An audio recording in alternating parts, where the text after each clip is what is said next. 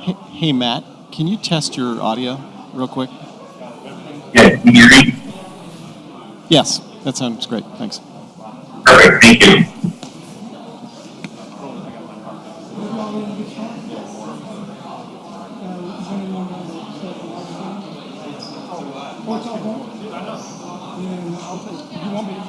Oh, thanks. Yeah. Apparently it's just my panel today. Just take off all the other names. Stuart. Good to meet you, Stuart. Alex Middleman. Alex, great to meet you. Thank you for doing it. I'm excited. Thank you so much for having me on. You didn't bring Aaron with you, did you? Aaron Ryan? No, he was over there. I don't know where he is. I don't know if he's good. That's his chair. He can kick me out. Hey, Stuart, are you going to sit here? Oh, yeah. I don't know. What is it? Whatever. We can move. We can move easily.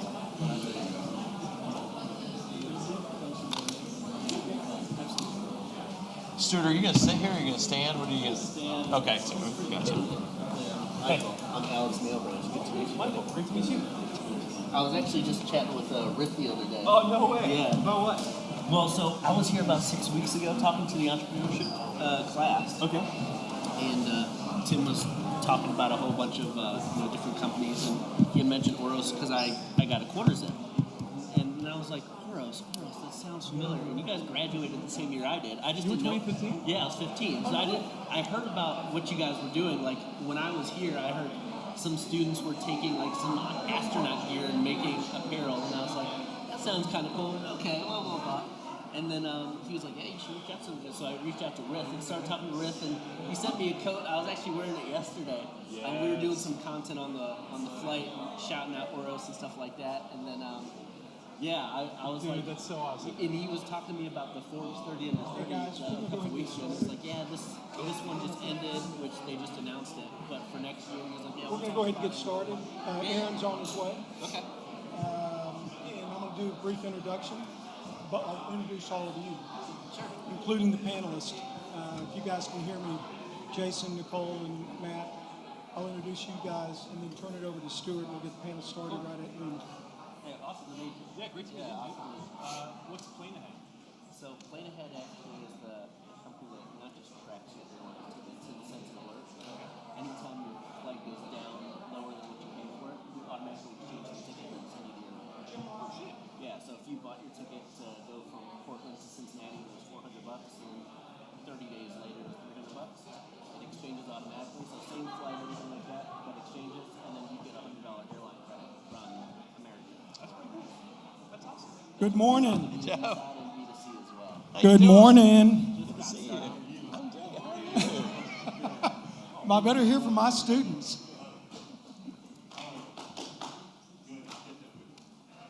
Good morning. We're waiting on one other panelist to make his way over here. I know he's here. He was at the Markham Center for an event earlier this morning.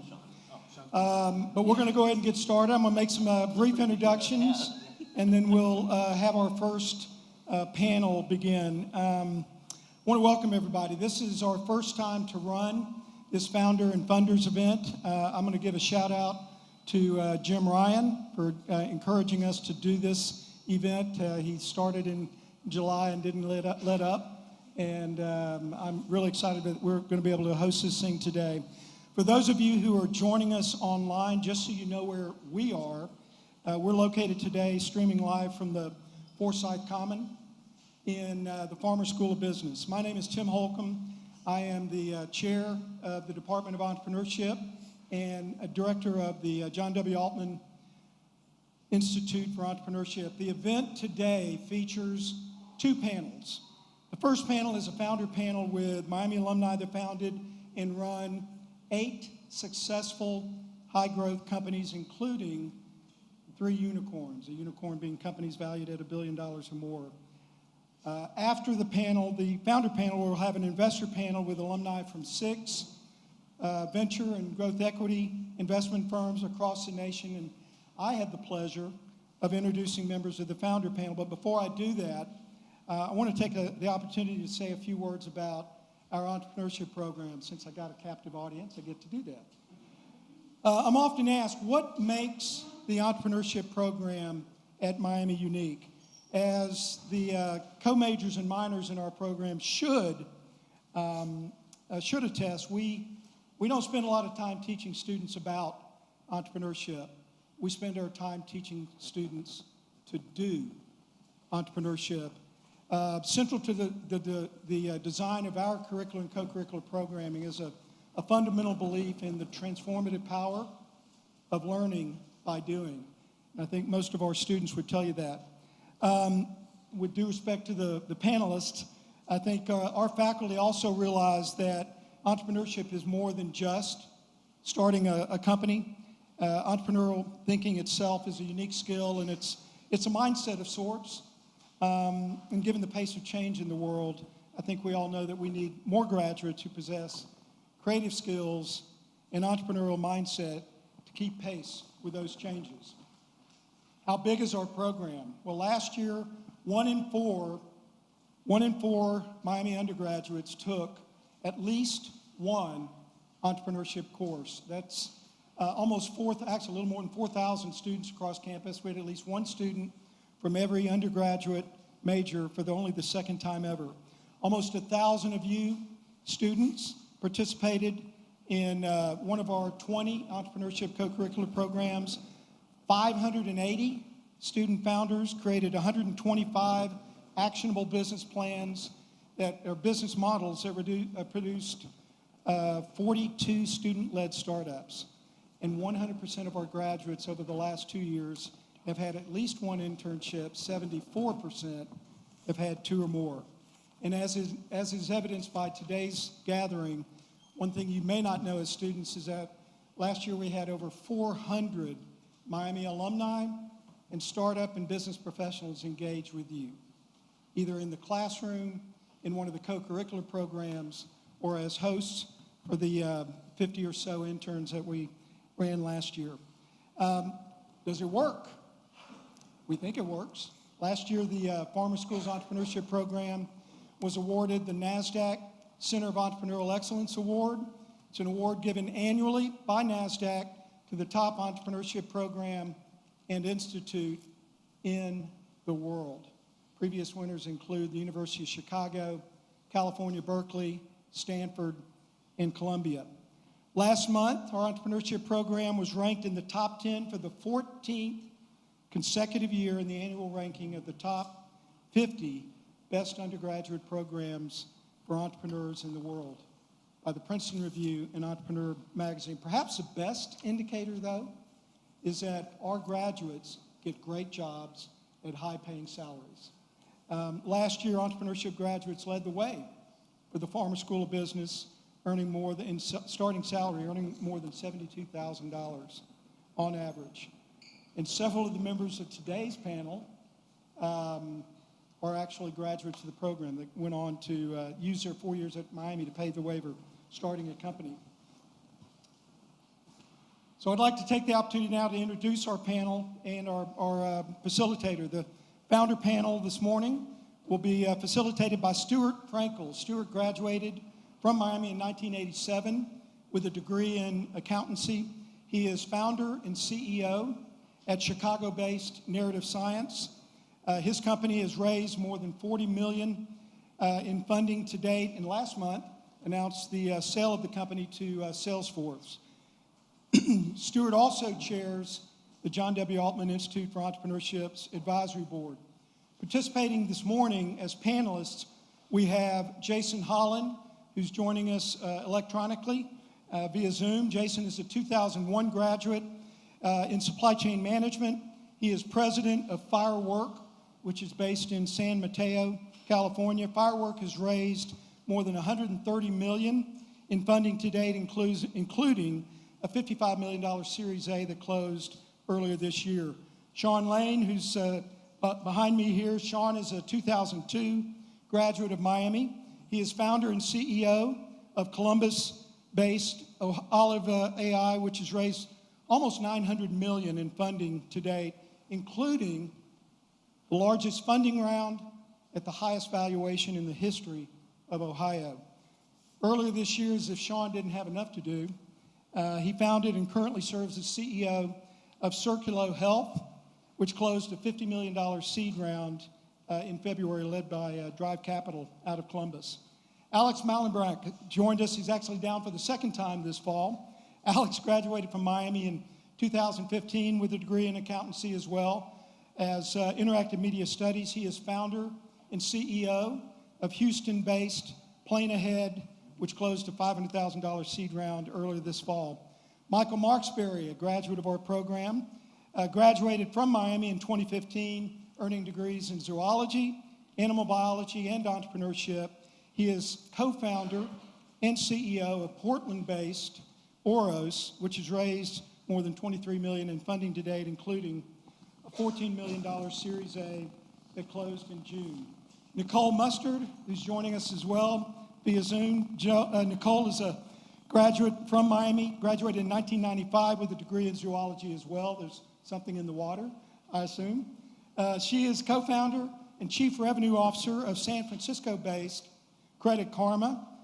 Credit Karma had raised more than $600 million in funding as a private company before closing the sale of the company in December to Intuit for $8.1 billion.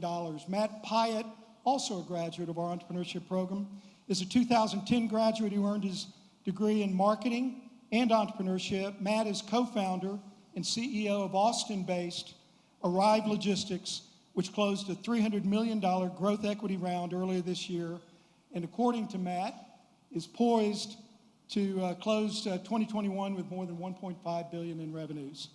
Aaron Ryan, who's seated behind me. Aaron graduated from Miami in 1994 with a degree in political science. He had a 20-plus year career in executive leadership with the NBA before joining Atlanta-based Overtime. He is president and commissioner of Overtime and Overtime Elite. That company has raised more than $140 million in funding to date, including an $80 million Series C that closed earlier this year. Aaron also is a member of the Limited Partner Investment Committee for 1809 Capital. 1809 Capital is a Miami-led, Miami-funded, alumni-funded, $10 million growth equity fund that, correct me if I'm wrong, Jim or Mark, that earlier today announced its first close. This group of Miami alumni have launched and run companies that today employ more than 5,000 employees, have raised more than $2.25 billion in funding to date, and have a combined market value of almost $13 billion. With that, I'll turn it over to Stuart. Thank you. Hey, everybody. Thank you all for being here. Tim, thanks so much. You know, just in the future, I think we need to get rid of the year I graduated in my bio, okay? Yeah, exactly. Well, it's great to be with all of you, everybody who is, attending live, streaming, and then, of course, all the founders on the panel. I have to say, you're all a bit annoying to me at some level. The success and the numbers and the scale, particularly the scale of the businesses themselves are really impressive, so we're going to talk about that. We're obviously going to talk about that today. And I do think it's really important to point out that while this is a very impressive group of people, they're really representative of a very large now group of Miami alumni who are doing super cool things, big things, important things across different industries, across different stages of companies. So just keep that in mind. Just to give you a little bit more sense of the group of people here, we've got somebody who graduated in 94. I can say that because, again, 87. Two 2015 graduates. So somebody who's been out for a while, and then a few people who have been out for less time. People who live in Silicon Valley, Columbus, Austin, Houston, New York City, and the industry foci are media, sports, health insurance, AI, sports, consumer finance. So we've got it all. So let's just really jump right in. There is a mythology really now around founding a company and being a founder, and I've observed this firsthand and have kind of seen this over the last particularly the last decade or so. Lots of celebrity CEOs, lots of celebrity founders. Often to the point where you think there must have been some divine intervention that allowed these companies to get going. And Nichole, I want to start with you because you've got one of my favorite stories, an overnight success story that takes 14 years or so, and I think it's representative of a lot of companies out there. So Nichole, I'd love to just hear a little bit about the origin of Credit Karma, how you got started, why you have spent as much time as you have with the company, and just give us a little flavor for that. Yeah, thank you. And thank you everyone for having us this morning. I think when we thought through starting Credit Karma, the idea was really simple. I'm going to work on helping give credit to everyone, and I'm going to work with people I love. And so, I heard you guys, I heard Tim sort of share a lot about salary and high salaries as you were kicking off the event. And as much as I wish salaries were high with startups, you're often going into the red, and it's about following something that you have a passion around and you believe in and doing it with people that you really, really like. But at Credit Karma, we started the idea of giving consumers credit scores for free because we felt consumers should have access to the data that determines their access and pricing of all financial products. And we did that in a world where we moved immediately into a financial meltdown of 2007 through 2010. We've been on that journey and we've expanded it through all things credit. We've taken it through a chapter of connecting it to putting that credit to work for you and helping you find the right financial products. And we continue on a path towards automating financial services in a way where finances can be like a self-driving car. You can agree to the recommendations we make, and over time, you might just set us on autopilot where Credit Karma manages your finances moving forward. So, talking a little bit about scale, we help over 110 million US members today. That means nearly 1 out of every 2 adults in the US are part of our platform, and greater than 1 out of 2 millennials and Gen Z are part of our platform as well. Great, well, thank you. But by the way, was 2008 through 2010, was that a near-death moment for you guys, or was that something you were able to easily navigate? Yeah, so we had, we kicked off this service. We founded the company in 2007 and kicked it off in February of 2008. And we went from, the run rate of like 300 offers on the site to within a week of the mortgage crisis and collapse to 3 offers. And unfortunately, those 3 offers were in Vanta, which ultimately blew up. And so down to 0. And so we spent about 18 months in zero monetization. Really just, I think it was a great thing that happened to us. It was hard at the moment, but it really taught us to focus on products and services that would be reoccurring. So they were so beautiful or so magical or so delightful that consumers would just want to come back because we weren't making money and we weren't going to be able to market. So if we couldn't find something that was amazing enough that would spread word of mouth and virally, we weren't going to be successful. So it ended up being, a really great thing that happened and a principle that drove us and led us forward from there. Yeah, great, and a pretty good example of the nonlinear nature of startups. Definitely doesn't always go up and to the right without some blips along the way. Michael, you started Oros while you were here, and I think you're the only one on the panel who's done this. Do you want to just take us all through that a little bit? Yeah, sure. Michael Marksberry, co-founder, CEO of Oros. My sophomore year of college, I backpacked across Europe, ended up climbing the tallest mountain in the Northeast Swiss Alps. Absolutely incredible experience. One really big problem. I was on top of the mountain and I looked just like the Michelin Man. Tons of bulk and tons of layers. And I'm a science geek, and the thing that didn't make sense to me was, back in school I was learning about the CRISPR-Cas9 gene system. We were editing human genomes. Space tourism was about to be a reality. All these things were happening. And here I was on top of this mountain in a big bulky jacket that was insulated with animal byproducts, same tech that we've been using for hundreds of thousands of years. And so, I thought there had to be a better way to cut bulk, cut layers, still stay warm. Came back to Miami, and I was really lucky. I ended up getting a scholarship created by the Mercury 7 astronauts called the Astronaut Scholarship. Through that scholarship, learned about this incredible technology NASA was using to insulate spacecraft called aerogel.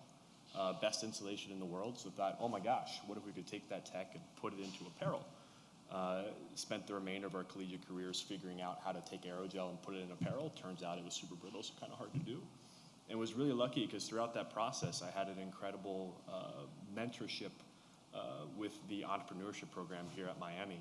Actually, one of my first mentors is sitting at the other side of the table, Sean Lane. So incredibly honored to have all the partnership and the mentorship that I had here and continue to have to this day. Great, thanks. Sean, how did you and Michael get together? Was that facilitated by somebody here at Miami? Yeah, it was Startup Weekend, right? That was it, yeah. And I was a mentor, so going around to different groups and talking to them about their businesses. And when I met Michael and Riff, I realized that they weren't just in it for the weekend, that they had this idea that could change the way we think about apparel. And I really got into it, and my hope was that we could walk away from that weekend thinking much bigger about disrupting an entire industry, and that they could understand and realize that everything that everybody's wearing today is created by people just like us, and they could create the next set of things that people rely on to stay warm. So it was really cool. Yeah, great. Sean, you've raised a lot of money. When Tim introduced me, he said that we raised about $40 million. Somebody said to me the other day that used to be a lot of money, $40 million. It's not anymore. I think you've raised about $900 million. Tell us a little bit about that process. How do you raise that much money? And is it the kind of thing that you have driven, or has the market kind of come to you and said, hey, we got a lot of cash here, this is something we want to invest in? Just give us a little flavor for that. I think it's a bit of both. I think the most important thing is to focus on the business and to focus on what you're trying to achieve. And I think investors are looking to be part of something that can be really massive and can change entire industries or change the way humans live in some fundamental way. And if they can be part of that, and that's kind of the end goal or the vision, and it's big enough and there's enough room for growth, then really no investment, $1 billion is a drop in the bucket to what could become a multi-$100 billion company. So I think even when you're a $0 company, it's very important to be a $0 billion company, not a $0 million company. And having this vision of being something that could be industry changing and could be an important company for the species, right? Like really big ideas. And then that's on the vision side, and then there's actually a playbook to raising money that the firm that first invested in us, Drive Capital, who came from Sequoia, shared with me. And I didn't know anything about raising money because I had never done it. So I followed their playbook precisely, and it worked. And it's worked every time. And it's a very, prescriptive, this is how you do it.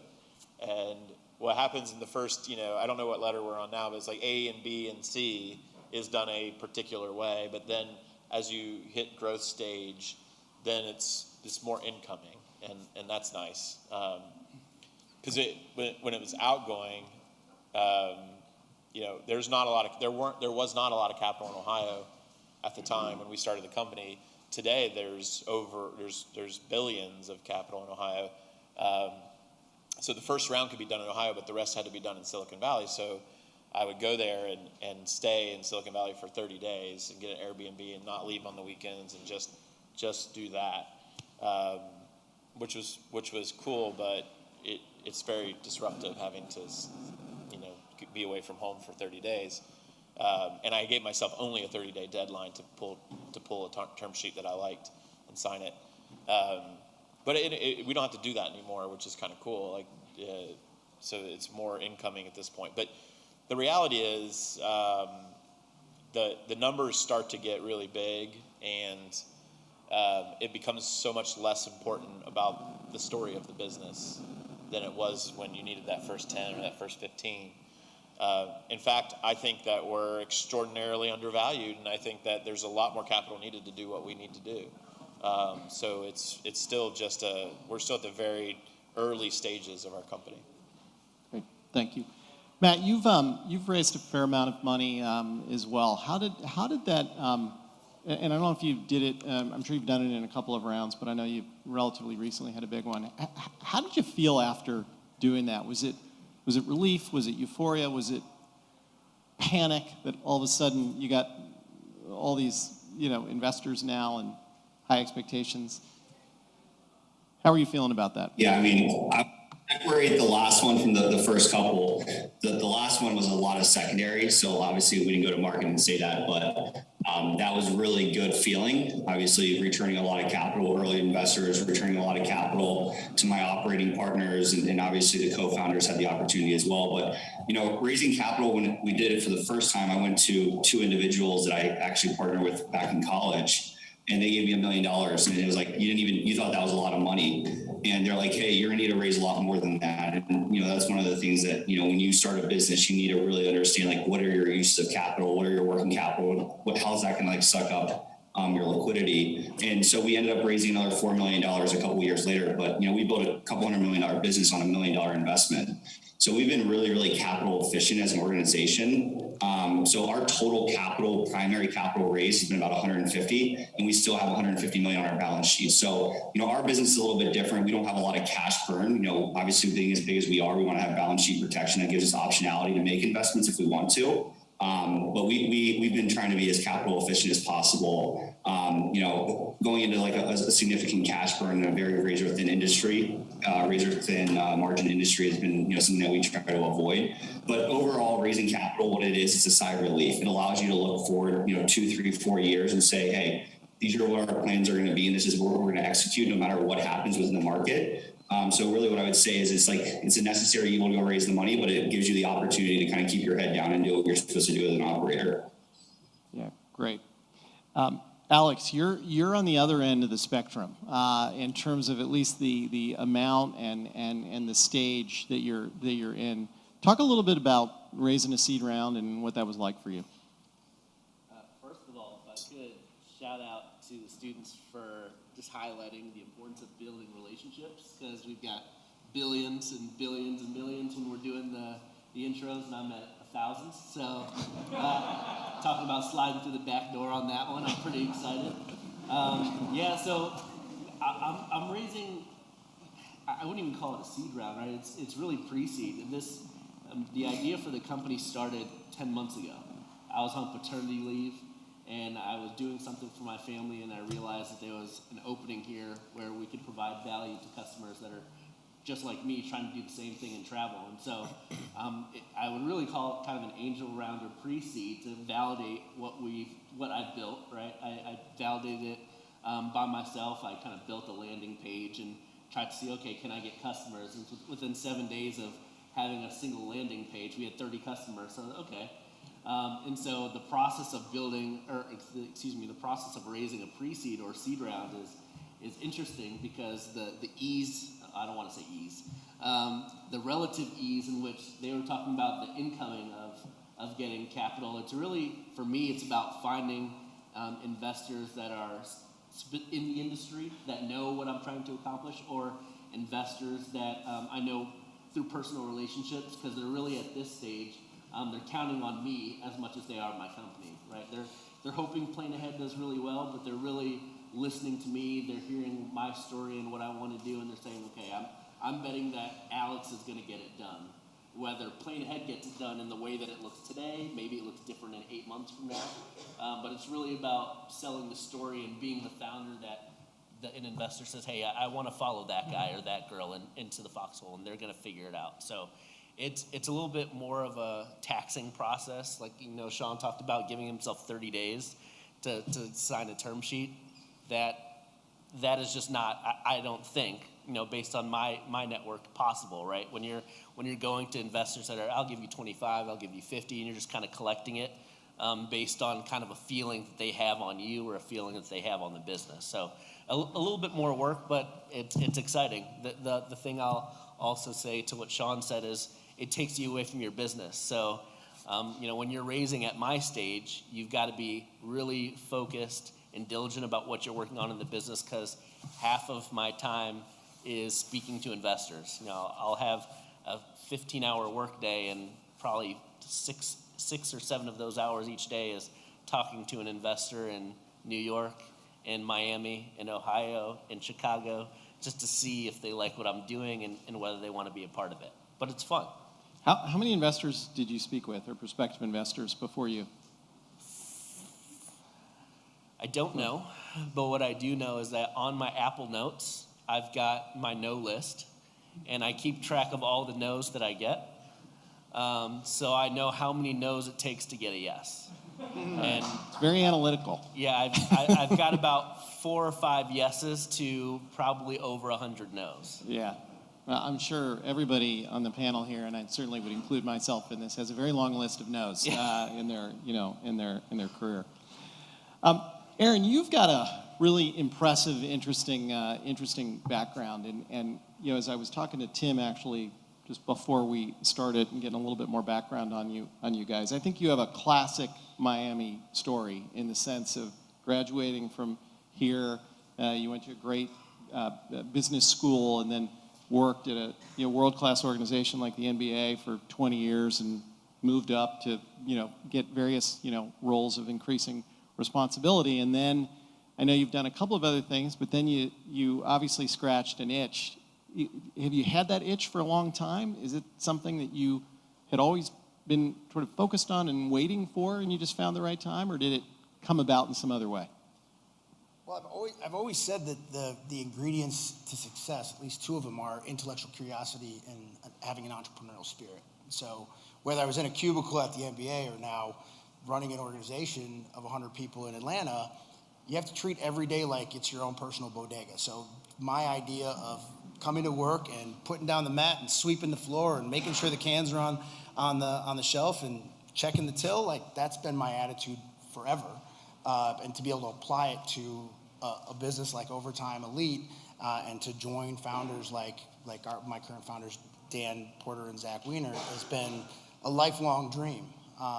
And to be able to express that every day as opposed to just have it as a mindset in sort of a corporate structure has been incredibly rewarding. Could you have done this gig, at least so far, without your prior experience at the NBA? I don't believe so, no, because what I chose to do with the NBA is to leverage it as my own sort of professional university, right? And so every 4 or 5 years, I would choose to make myself uncomfortable, and quite frankly, choose to make them uncomfortable, to find a new opportunity for me to progressively learn the business of basketball, but specifically the business of a global sports and entertainment company. Not knowing exactly where that would take me, but the idea that I used the NBA as a laboratory for my future, not knowing exactly where it was going to take me, I think is why I'm where I'm at today. That's great. Thank you. Nichole, I'm curious. I don't believe you had a background in consumer finance when you started Credit Karma. I could be wrong about that, but did that handicap you, or did that help you potentially because you weren't burdened by the way that things have historically been done? Yeah, it's a good question. I had experience in consumer finance and data. What I didn't have a lot of experience in was on the marketing side. And so when you think about building a two-sided platform, one that's good for consumers as well as good for partners, and being in charge from a revenue perspective of all the partnerships, understanding, whether it's CPM, CPC, CPA type structures was completely new to me. And so I think what was interesting was, I think from the outside, you could think it was a bit of a setback. But the reality is we ended up structuring our business in a way where only when consumers find an offer they love and lenders find a consumer they love does Credit Karma get compensated. And that was really unique at that point in 2009, 2010. Most of the business for marketing was being done by cost per impression or cost per click, which is much higher in the funnel and much more advantageous for the marketing provider. And so us being more aligned with our lending partners actually did two things. One, it allowed us as a very small unknown company to get relationships with tier one providers. But the other thing it did in hindsight was it gave us data all the way through the conversion funnel that over time allowed us to use data to model what the most relevant and efficient offer would be for our members. And that just created a really unique advantage in our flywheel. Thank you. Sean, you're in a business that is very complicated, both from a technical perspective, but also from just a market perspective. What was your background before Olive, and did that help you quite a bit, or have you had a pretty steep learning curve? Yeah, so when I was a kid and when I went to school here, I wanted to be a spy. That was that's what I wanted to do. So I pursued that. I was in ROTC here. I became an intelligence officer. I went to Russia while I was here for a semester. I was kind of before 9/11, so that was our primary adversary at the time. And so as an intelligence officer, I was actually really technical as a kid. Like I coded as a kid and stuff. And the good news is being a spy is more like about being a nerd than James Bond. So I fit in really well. It was really cool. Ended up at NSA, the National Security Agency. And the incredible thing about intelligence is that it's very complex. And we're taking in data non-cooperatively from different areas. And it's the biggest big data problem in the world because your data source is all the big data that exists. So I learned a lot from a technology perspective. I learned a lot of how to make things work that weren't meant to work together. And so after the intelligence community, after NSA, I started a company, a defense company. We built tools for the intelligence community. That was my first company. And then I got pulled into healthcare because my hometown in rural Ohio, 2 hours south of Columbus, was having a really intense battle with prescription drug abuse and was trying to figure out how to solve that problem. What I realized was the system wasn't connected. Nothing was talking to each other. There was no way to know who a person was. There was no way to share data across systems. And so healthcare didn't have the internet. And I basically went back to what I had done at NSA and connecting all these systems together. And we were big on graph databases. So we created a knowledge graph for healthcare. And that's what really propelled the company forward from a technology. And then, navigating HIPAA and high trust and healthcare, red tape is kind of the smaller version of top secret, secret, and defense red tape. So I was like, oh, that's easy. That's not that bad. It really wasn't that daunting. People made it sound like it was, but it's not that big of a deal. So it's been an incredible application of the same thing over the past 25 years for me, which is connecting the data, discovering intelligence, sharing that intelligence. Well, if you all want to get involved in two of the toughest industries to deal in defense, government, and insurance. So, Sean, as easy as you've made it sound, trust me, folks, those are terrible industries in terms of being easy to kind of get in and out of. It's not a crowded space. That's true. Jason, talk a little bit about Firework and how you got involved, and also you're based in the West Coast, correct? You're based in Silicon Valley, and how you got from Oxford to Silicon Valley as well. Yeah, happy to. Thank you so much for having me, and grateful to be here. It's certainly been an interesting journey with Firework, as the company's relatively young, in that we founded the business just about 3 years ago. We've raised just about $135 million total into the company, most recently closing around last month through American Express.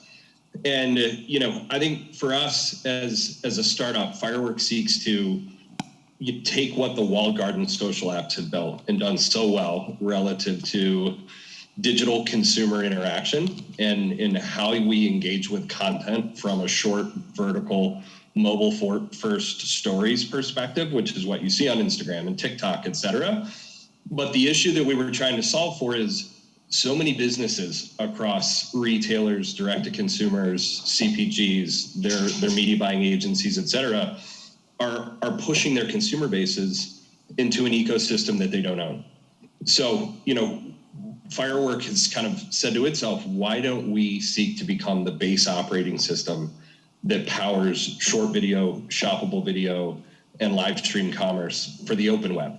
That way we can take a traditional digital retailer or an e-commerce ecosystem relative to Albertsons, Safeway, or, a Macy's or a Nordstrom, et cetera, and give them the opportunity to become TikTok or become an Instagram. Because I think, as we watch the internet decentralize, and enter a new phase of the platform era, we're watching businesses seek to become upper funnel entertainment destinations with lower funnel conversion within one ecosystem that they own, rather than having to power all of that consumer base into an app that they don't own, where they don't have the access to the first party data. They have to pay a significant tax associated with converting their products in that market. So that's the space that Firework plays in. For me personally, after what was, an amazing experience at Miami, I moved to the West Coast right away. I packed up a truck, towed my car across the country, and landed in San Diego, which started a 10-year tenure on the West Coast, also in LA. And then, my partners and I with the previous business worked to found and kind of grow an early stage digital monetization company. We closed around through Great Hill Partners out of Boston for about $60 million to give up a minority stake in the business in 2007. I left the company in 2010, worked as a part of several other ventures for 7 years, and then came back to the business as its COO in 2017, which was fascinating to see how our business has iterated, as well as how the market had kind of changed. And then I found Firework about 1.5 years ago, in working with its partners across different strategic partnership and its founders. And, when I saw the digitally transformative nature and disruptive capability that a technology that's powered by 60 Silicon Valley-based engineers, 20 plus of which are from MIT labs, and in the ability to kind of take a tech that's taken off and grown so prolifically within the walled gardens and social apps and bring that experience to the open web and then connect it together, was something so powerful that, I think as we look at working with our investors and working with our partners across multi-sided markets from retail to D2C to CPG, it's the excitement and passion that we all have for what we're doing that really, is probably the most important component of what it is that we're doing. That and calculated risk and being willing to iterate and being willing to fail, and putting your ego aside, which, isn't always easy to do as you try and build something that changes the way that people interact with one another on the internet. So you moved out to Silicon Valley right away. It sounds like your company is benefiting from a concentration of talent there. Sean, you mentioned you had to go out to Silicon Valley, move out there for a bit to raise money. You're obviously at the scale now where you don't need to do that. COVID has, I think, mixed things up quite a bit in terms of, do you need to be someplace physically? Can you be someplace virtually? I'm curious, and this is really open for the group. How much have you thought about? And Michael, you actually moved in sort of the middle of your experience here. How conscious have your decisions been around where the companies are physically located? Is it a personal thing? Is it, hey, we need to be in Silicon Valley because that's where the money is and that's where the people are?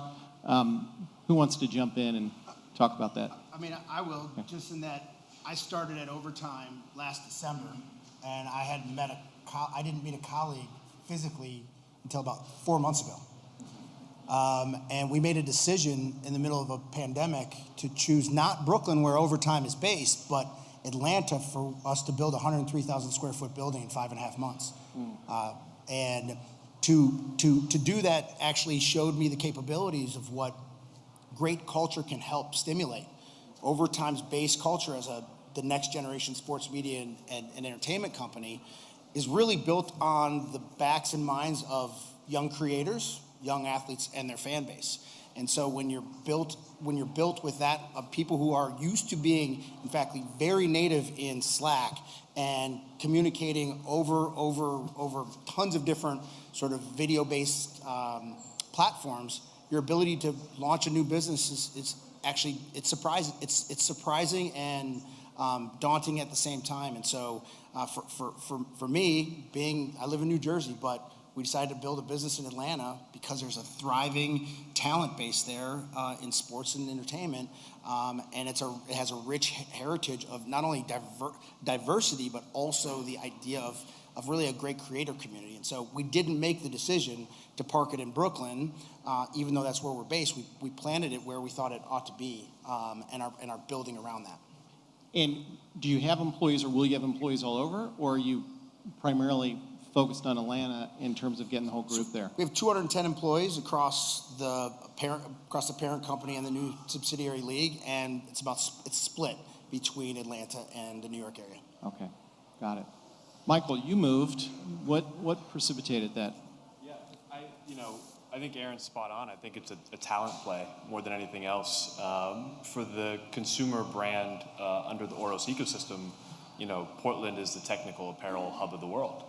Nike, North American headquarters of Adidas. And so it became a really evident move from just a talent perspective alone. Same thing with, we're building a pilot plant for our next-gen aerogel tech in Boston. And the reason why Boston is we were able to pull incredible talent from Northeastern and MIT from a chemical and mechanical engineering perspective. And so I think Aaron's spot on. I think it's 100% talent and a culture play.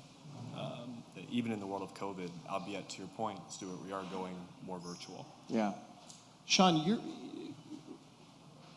Ohio, world record in terms of fundraising for Ohio companies. Again, you've gotten to the scale where you can probably dictate things you were not able to dictate earlier in the company's life. How do you feel about the talent in Columbus or the greater Ohio region? How are you thinking about scaling the business, over the next 5 to 10 years or so from a talent perspective, given where you're located? Yeah, I think geography has always been this really annoying thing. Because, early in the company, you'd meet someone, they would be absolutely brilliant, and you would share the vision and connect with them, and they'd get so excited and like, oh, this is great, you're gonna love Columbus, and they're like, ew. Like, wait a second, you want me to leave Palo Alto and move to Columbus? And it's just so annoying. And I think what's really exciting now is that geography has been neutralized. And it as soon as the pandemic happened, obviously there was, it's just an incredibly, vicious virus that swept the planet, and that was awful. What some of the bright lights of that was the neutralization of geography for us. And we went from 187 people at the beginning of the pandemic. We're about, between the two companies, we're 1,500 now. And that growth, by neutralizing geography, we're able to grow everywhere. Right. And so early in the pandemic, we said, you're not allowed to say work from home, and you're not allowed to say remote. Those two words are stricken from our vocabulary. You're either on the grid or you're off the grid, and that's it. There's only two statuses. You can work from wherever you'd like. And we decided to take, typically a company would spend $30 per square foot, at least, well, in Ohio, $30 per square foot per year per person times 150 square feet, right? That's like the general math of the 103,000 square foot building that you're building, and you're spending that kind of investment. So if you take that same number of employees times that algorithm, and you say, let's invest it into other things like the grid, we call it the grid, what kind of work environment can you create for people? So, now we partner with Marriott. Everyone gets 200,000 Marriott points every year. They can go wherever they'd like. We have these hideaways and getaways that people can go to. We have 25 offices all over the country you can work from if you'd like. If you don't have to, we call them substations. We really embrace this concept of work from wherever you'd like. Geography is neutralized.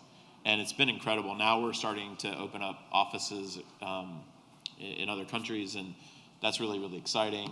So our talent has increased.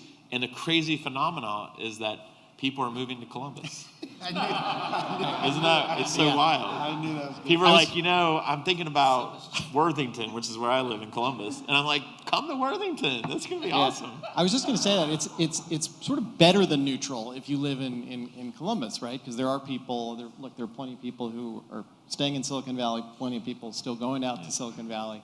But clearly there's more interest in living elsewhere now than there was before. I think sometimes the geography takes too much credit for the company.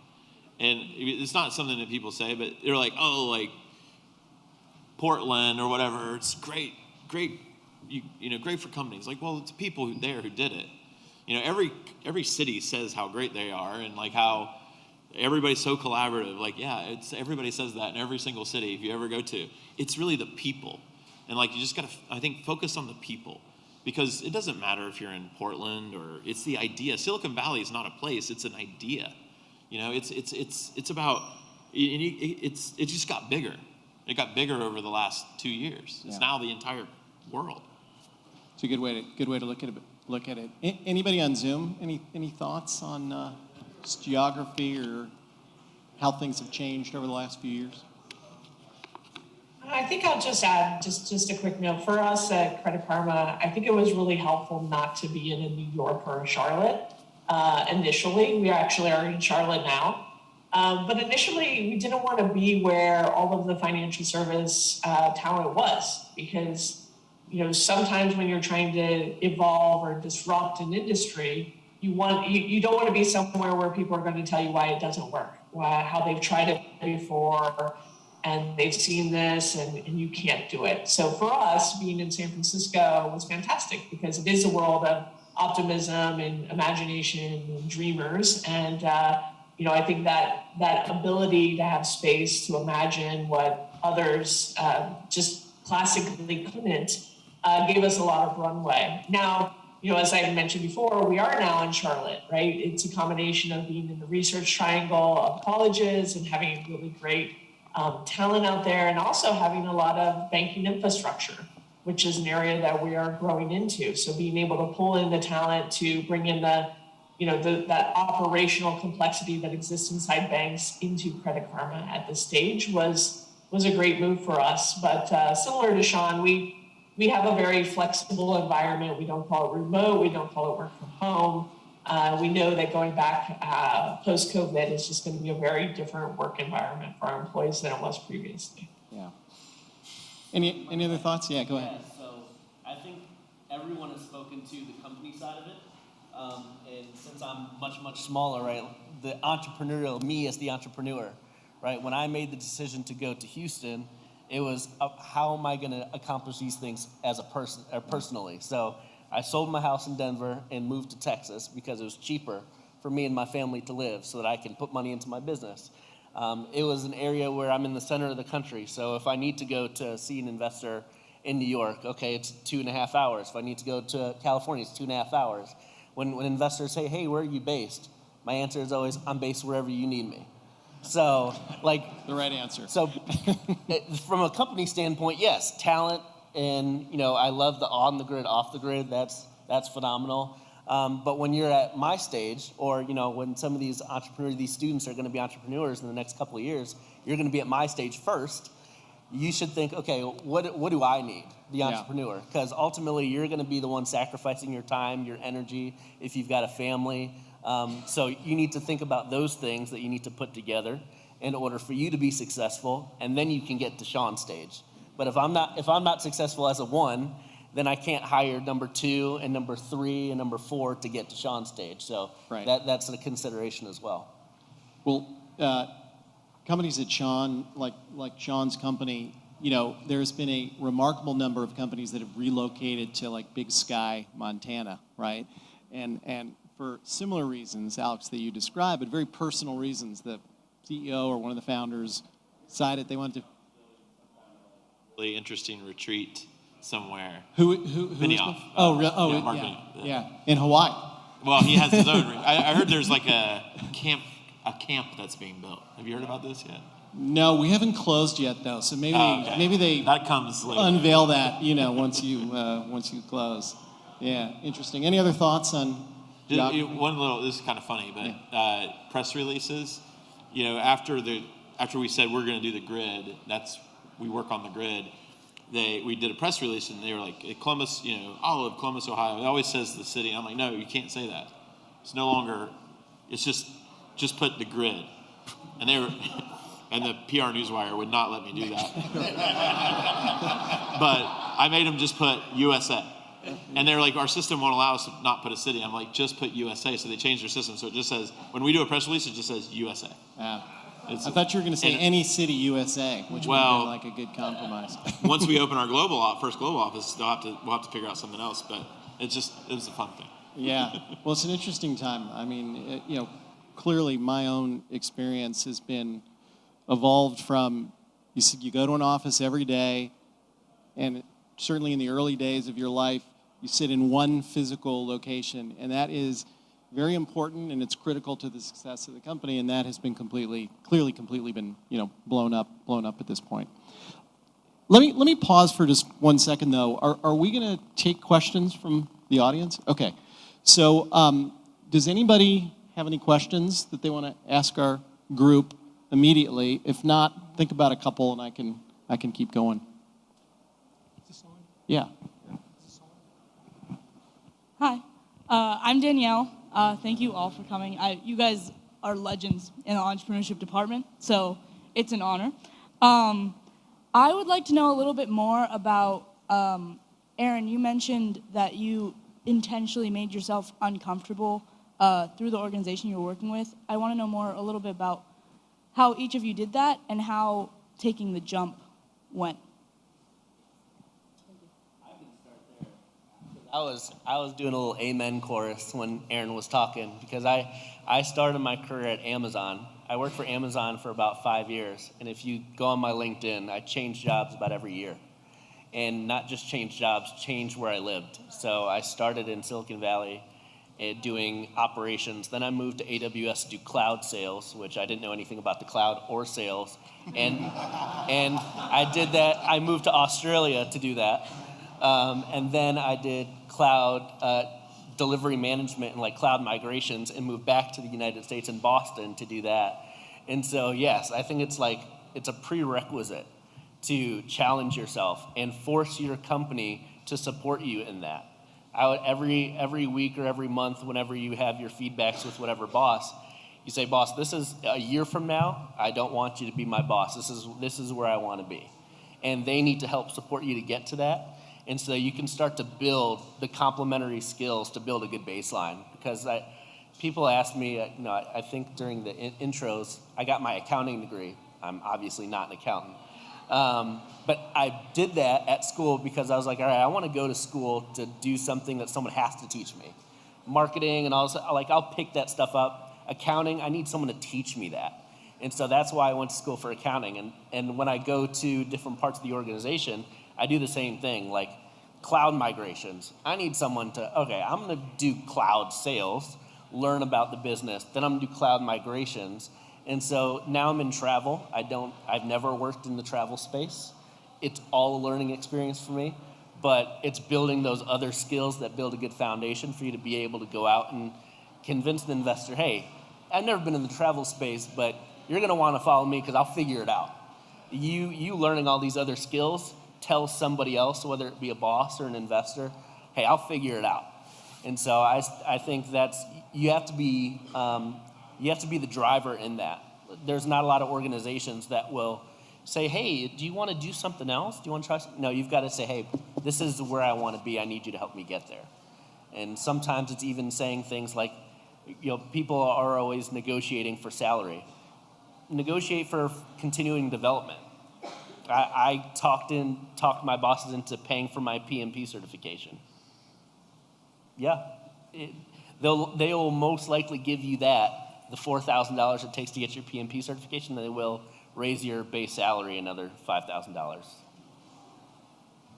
Any other thoughts on that question? Wow, simpatico. Like that works for me because I as a manager, I've realized I have a little bit less control of the purse and much more control of the purpose of each of my employees. And the reality of it is that I learned that by actually navigating and negotiating for my MBA. I got the MBA to pay for that, to move from entertainment to consulting, from consulting to global growth, all of these different areas of the MBA. I knew that if I worked for somebody who told me they couldn't help me navigate learning, then I was not in the right place. Great. Got a question over here. Hello, everyone. My name is Herbert Kofi. I'm a senior. My question is around low points. In life or in your careers, have there been low points, and how did you get out of that? And during COVID, I bet there were low points for your employees. What are some of the things that you did to increase the culture during that time? I still have low points. And plenty even when I was here, I would say, as a student. I didn't know that I was going to be able to go to college, actually. I wanted to, but I didn't have any money. So that was a bummer. And everybody else had applied for scholarships and stuff, and I didn't, nobody told me to do that. So I worked at Cedar Point, did that for a year, took a year off, saved up enough money to come here for a semester, and there's a whole story behind that. But I was fortunate enough to be able to come here and then get an ROTC scholarship. Otherwise, there's no way I would have. I just didn't think I was going to go graduate from college. I tried to enlist in the Air Force a couple times, but I was overweight, so they told me no. So it worked out, but there's a lot of low points back then, and so I think I was 87% idiot when I was here. I'm maybe 13% now. I don't know. But you realize that I'm constantly challenging myself and why am I doing these things? Why am I making these decisions? I'm sure, and you look back at yourself and you cringe at why did I do that? And I'm probably going to look back in the future and cringe at the whole press release thing, whatever it is. But, and I think every single time I learned that, everything that created a low point, actually made me stronger and actually made me have the capacity to love people more. And it's really interesting because to me that's really a secret to leadership, and leadership is actually the secret to all this. And I didn't know that for a long, long time. And I'm learning that, and I'm still learning that every day, every week, every month. The pandemic was an incredible challenge to that, to learning, we have a philosophy called love to lead, and it's just a love-based leadership and really putting that to the test. There were a lot of low points, and being compassionate for everyone and continuing to grow your business and to build something that's never been built before while you're fighting a global pandemic, while you're fighting, really, intense political battles, while you're fighting civil rights issues, while you're fighting, systemic racism, while you're fighting just incredible things that happened all at once. It was really hard for our company. And I decided that I was going to just address it, just head on. Every single time it came, I just confronted the entire company and said, this is what we stand for, this is who we are, this is what we're going to tolerate and what we're not, this is what we're going to do. And I took that, I think leaders take things off the table.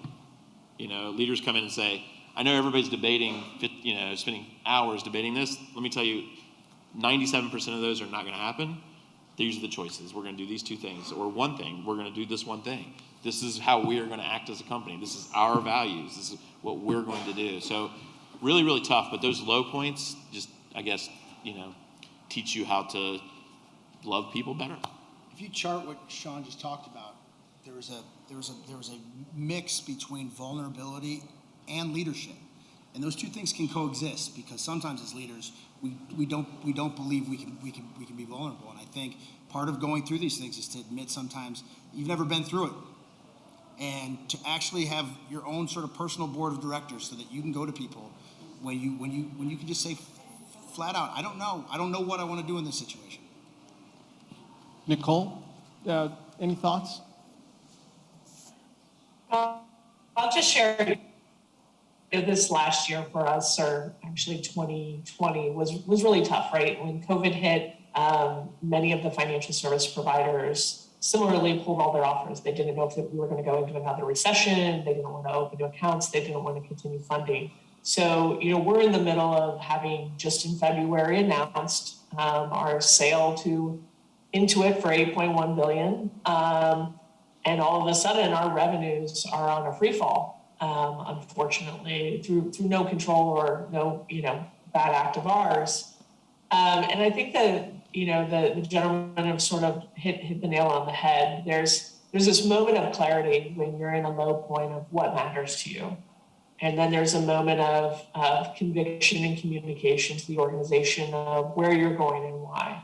And for us, we had the risk, would Intuit step away from the deal, right? Would they walk away because of COVID and the changes in the market? We had the risk of, we've got 1,500 people on payroll, and we've got to, make sure those checks keep pushing through. And, what would our business look like on the other side of this? And, how long would it take for financial service providers to come back? And you kind of need to make some decisions. And I'm really proud that at Credit Karma, we made the decision that our employees mattered most. And once we made that call, it was extremely clear. We were going to save all jobs, and we were going to position ourselves for the future, and we were going to have confidence that when the market came back, whatever way it came back, that our product would continue to be valuable to consumers and to the financial institutions. And so we took, 100 marketers, and we helped find them jobs inside Credit Karma. We took a couple, 100, 150 recruiters, and we helped them find jobs inside Credit Karma. We had recruiters that went into data partnerships. We had marketers that went into product. We moved them into different roles inside the company because we said, you have joined a company that has a mission to help consumers, and you as an employee is a consumer as well. And we just believe that the product is great, the market is there, and when those things come back, whether it's 6 months, 12 months, 2 years, having our employees here and making sure that the risk they've taken to be part of our family, that we're giving back to them at this risky moment, is critical. And, it really paid off in many ways. Our employees knew exactly what mattered to us. They were willing to flex both of those teams that were taking on new team members and the new team members that were having to go learn different skills. And at the same time, as the business started coming back, you can only imagine the type of relationship we have with our entire company now, of them just knowing when the rubber hits the road and the things get hard, we're going to care for our employees. It's easy to say, it's hard to show the action when that tough moment comes. And so, for us, it was a low, but a low of dealing with the COVID and the just not knowing, right? Ambiguous situations are really hard for companies and for teams. So coming out the other side of it, we've just been even stronger. This is a topic, by the way, that you could have a completely separate panel on. I know everybody has an opinion on this, and everybody's got a good story, but we've got a question from the audience. Yeah, go ahead. Yeah, hi. My name is Kira Fennell, and I'm a sophomore here at Miami. I was just kind of wondering, as your businesses grow, when do you know when it's time for you to step back and let a manager come in and take place? Or how have you seen your management teams grow Is it more natural, or do you kind of delegate a certain person to that role? Matt, you want to, any thoughts on that? Yeah, I can take it. Thank you. I think that one of the, a lot of founders, aren't able to scale. Me and my founder, are very fortunate that we've been able to find the right roles for each other throughout, kind of the scaling process. But I think what my advice is always to hire the right people. So you have to surround yourself with a lot of talent. Whether it's your executive team, your senior leadership team, even the mid-level managers, you got to obsess around hiring the right people from the beginning. I would say the first 5 years of the company, I spent, 50% of my time recruiting.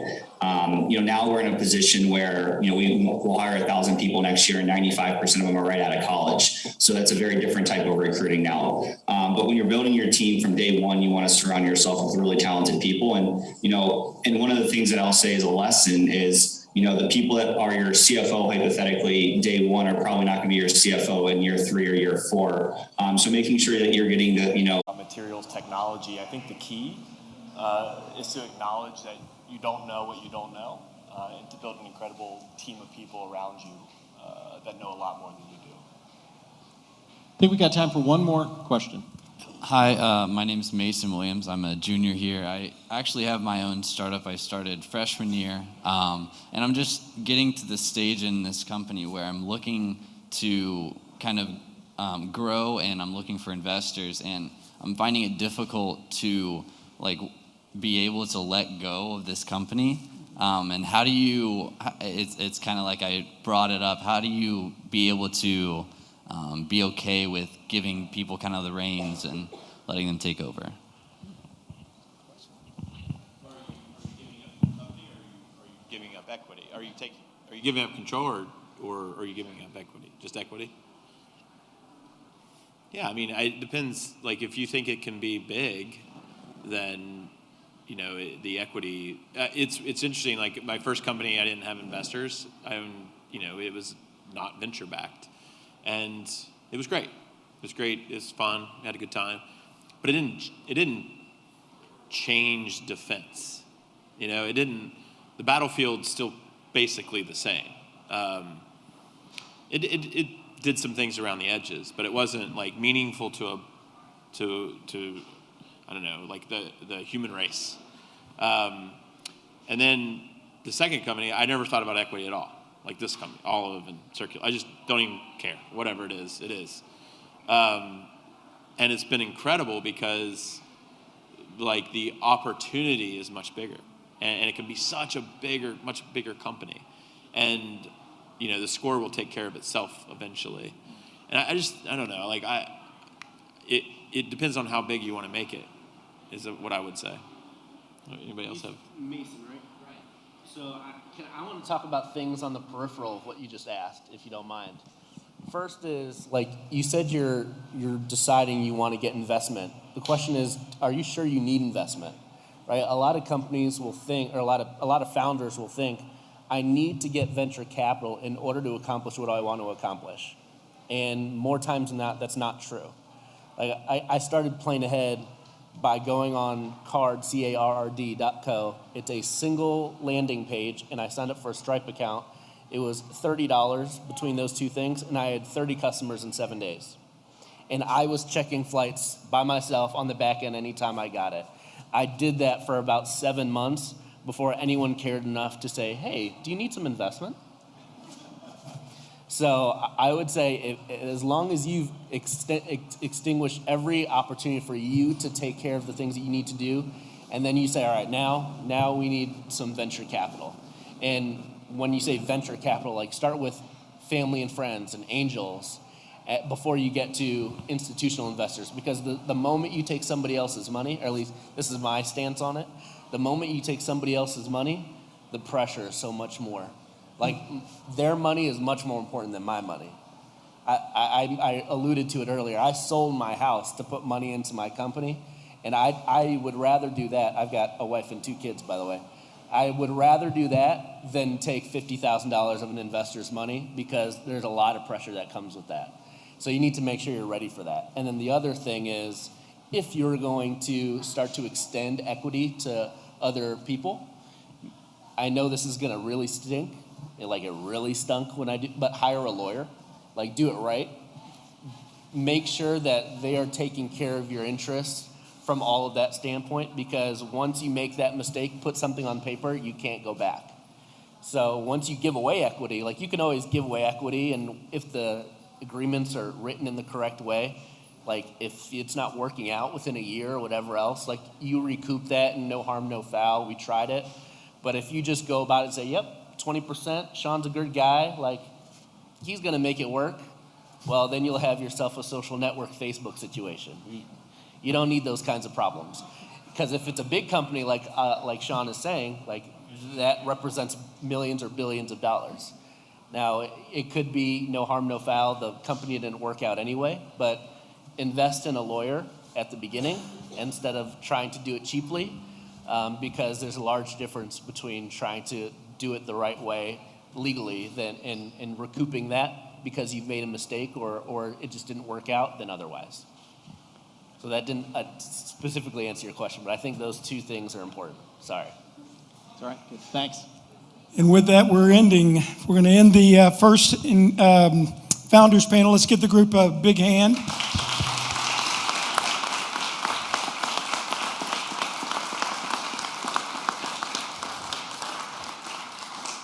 Yeah, and I want to say thank you as well. What the crowd doesn't know is you guys juggled schedules and worked your calendars in a span of about 2 weeks to get here. So on behalf of the faculty and in particular the students, a big thank you from the Farmer School of Business. We're going to take a 15-minute break. You can stay right here as we reset for our second panel.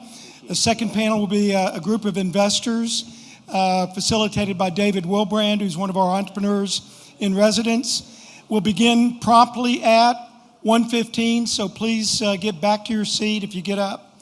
And that panel will run till 2:30. Thank you.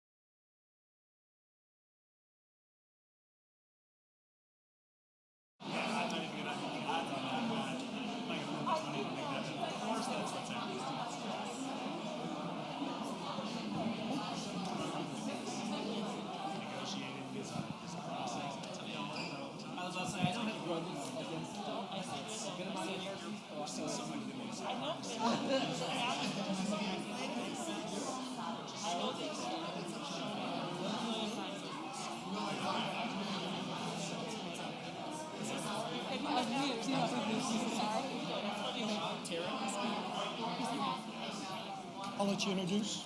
There you go. When do you want to start? She'll get you started. And then I'll just look at you about 15 minutes. And near the end, we'll do Q&A with students. Okay.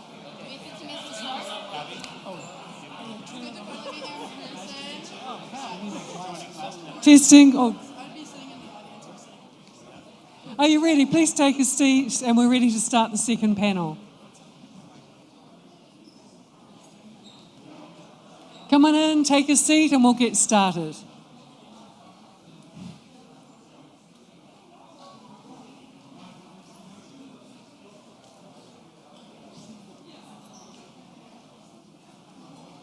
Well, let me begin. My name is Jenny Darrick. As you know, I'm the Dean of the Farmer School, and it's my absolute honour to stand here before you and introduce the next panel.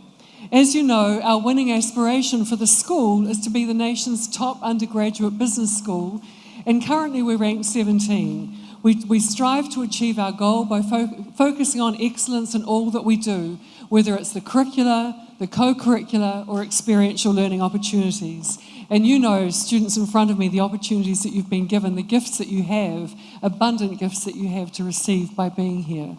What you're experiencing today captures, to me, it captures the essence of the Farmer School by showcasing all that's great about what we do. You've just listened to an extraordinary panel of speakers just prior to this panel of founders. You're about to hear from funders. And in addition to this, we've had an extraordinary day. It started with 1809 Capital, who had their meetings and they were listening to pitches from companies they may wish to invest in. And I was privileged to hear part of the end of that morning. But what struck me also is their level of engagement with the school, their will to help our students and, for example, take on interns. So we had the pleasure of working with some interns as well. Some of you will be involved in the Red Hawk Venture Pitch competition tonight. Yet another example of many of the marquee events that go on here at the school to get you engaged with practitioners. In all of this, what we're doing, what we're proud of, is that we showcase our talented students, our extraordinary faculty and staff, our accomplished alumni, and many other stakeholders, external stakeholders who support us, participating in an ecosystem where really our common cause, our common goal, is to set our students up for success. So I couldn't be prouder as I stand in front of you today and just watch how the day's unfolding. And I want to thank each and every one of you for your contribution to the day and its success. And I do want to give a shout out to Tim Holcomb and team. Really do, Tim. It's just a joy working with you and watching your leadership and pulling this together. I think we've all been jumping up and down on the edge of our seats as we've seen the emails coming in. What a fantastic day you've pulled together. So thank you to you and your team. So now on to the panel. First, I'd like to welcome our students and guests. We've got guests on live stream. So welcome all of our students and welcome whoever is out there on live stream. Now I want to introduce our investor panel to you. So if you can, just as I call you, I'm just going to go through my notes. I'll start with David, of course, and just raise your hand as I get to you, because it's a bit confusing when you're in the audience as to who's who. But firstly, our investor panel is facilitated by David Willebrand. David is the Chief Legal Officer at Picasso, and Picasso has raised more than $450 million with a $1.5 billion valuation. David is an Altman Institute entrepreneur in residence. He was a partner and chair of the venture and emerging company practice at Thompson Hine LLP, so welcome and thank you. Next is Mike Fitzgerald at the end there. He's a graduate from 1992 in communications. Mike is a co-founder and partner at High Alpha, an Indianapolis-based firm which has just closed its third round in February, I believe, called, is it, you say HAC III? Or HAC III? Yeah, very good. It's a $110 million fund, and you've also got $227 million assets under management. So thank you, Mike, for being here. Next is John Gardner.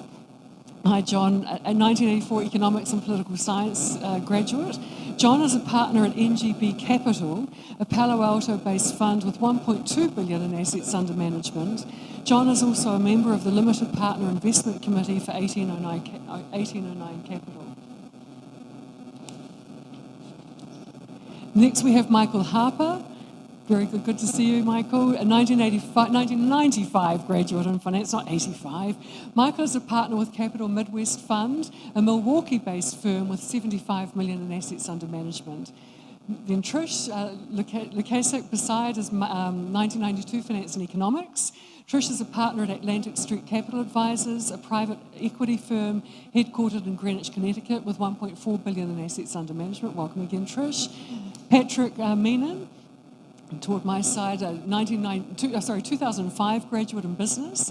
Patrick is general partner at a Minneapolis-based Arthur Ventures, which has just closed $375 million in new early stage funding in September, and $225 million in a core fund, and also $150 million in a growth stage fund.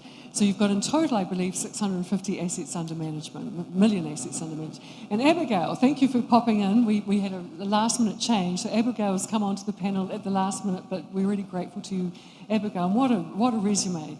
So Abigail, as many of you know, is a junior majoring in finance and entrepreneurship, and you're co-managing director of the Red Hawk Ventures. So you're very calm right now, given what's about to play out this evening. Very calm.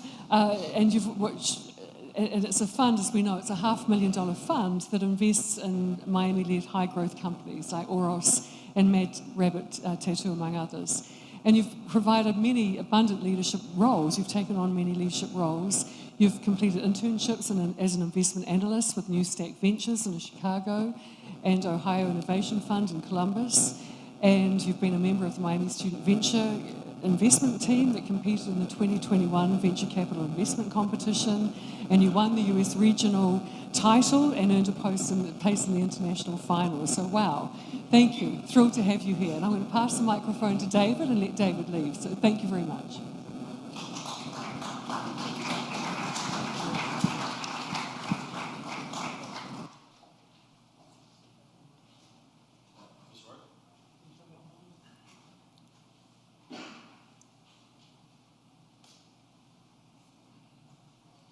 Great to see so many familiar eyes.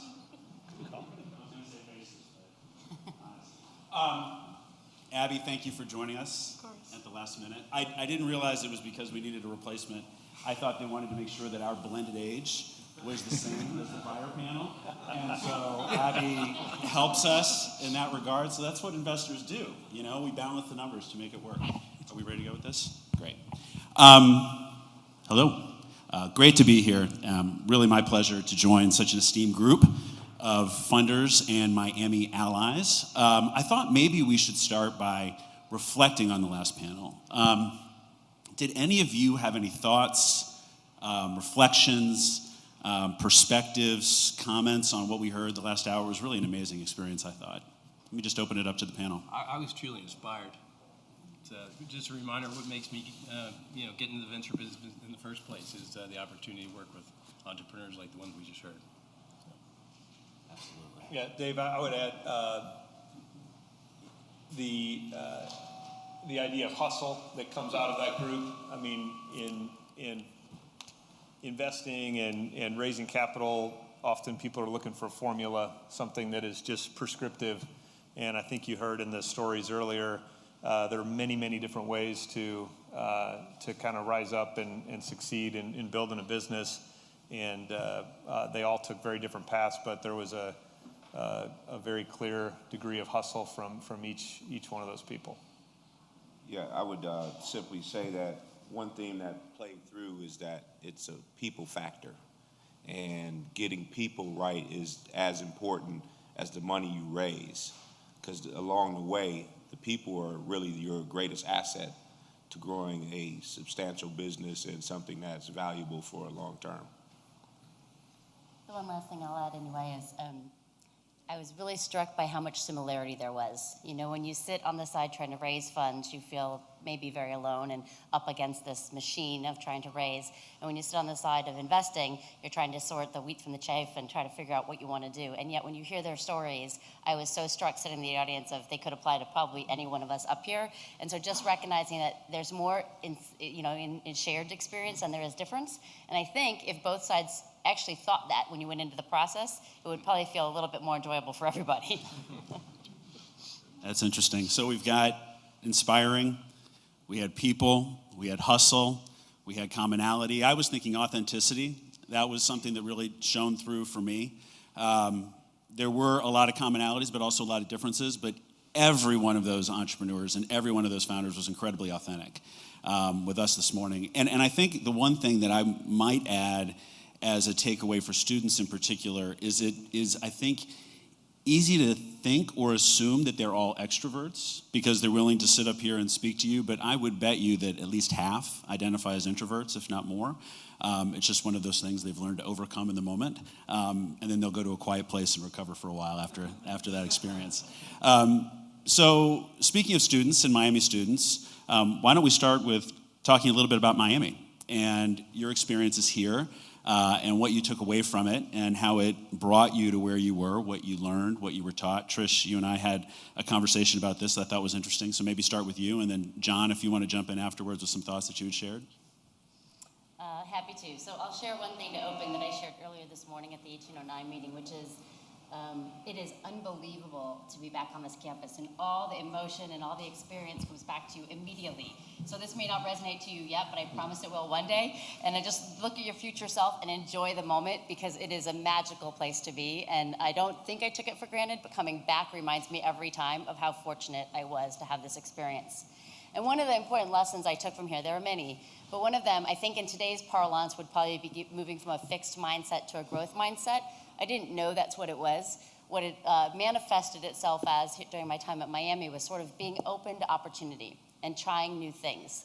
And the way I can relate that most easily from my Miami experience is I came in as a finance major, but I really loved economics. I loved that little blue book. I know this probably doesn't happen anymore. You know, we used the multicolored pen and we did all the graphs. It was really amazingly fun for me. I know that says a lot about my idea of fun. But anyway, but I sort of fell in love with that. I didn't know I would. And I had a professor who was like, well, then just major in it. And I was like, well, listen, I can't be chairman of the Fed. I don't know what I'm going to do with an econ major, and they're probably not going to hire me immediately. I would still like to be chairman of the Fed one day, in case you want to know. But anyway, and so I'm going to keep this finance degree. But it opened my mind up to, I could do both. Why couldn't I do both? And that had never occurred to me prior to that. I fast forward that story to today, and what I would tell you is, I, again, didn't realize this as it was happening, but the way I describe it, and often when I speak publicly, I talk about having a mindset today around leadership that is lead with yes. And that does not mean that I say yes to everything that comes my way, but it means that I try very hard to start with how might I or how could I, instead of how can't we or how won't I. And that very idea, that very mindset has opened so many opportunities for me. It manifested in my career by saying yes to assignments that people thought were crazy, or that weren't sort of the right path, or that didn't seem to make sense. It was manifested when I left big corporate America and went into the startup world, and people thought I'd really lost my mind for sure. Going from a multi-billion-dollar corporation to a small startup. And then it led me to private equity investing today, where I get to go into all of these earlier stage companies and fiddle and have fun and figure it out.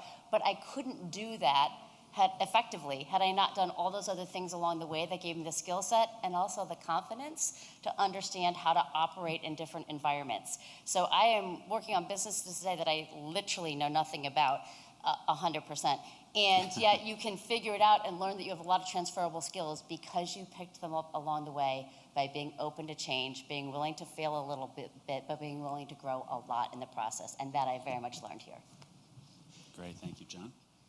Yeah, some things you learn or you realize at the time that they're happening, and there's other things that maybe takes a career to realize. And for me, looking back, the thing that I learned and got out of Miami that really has impressed itself on me is the sense of humility and how important that is to be a leader, to have a sense of humility. And there's, you've heard from the prior panel, that was a theme that resonated, part of the authenticity, right, of being willing to expose yourself.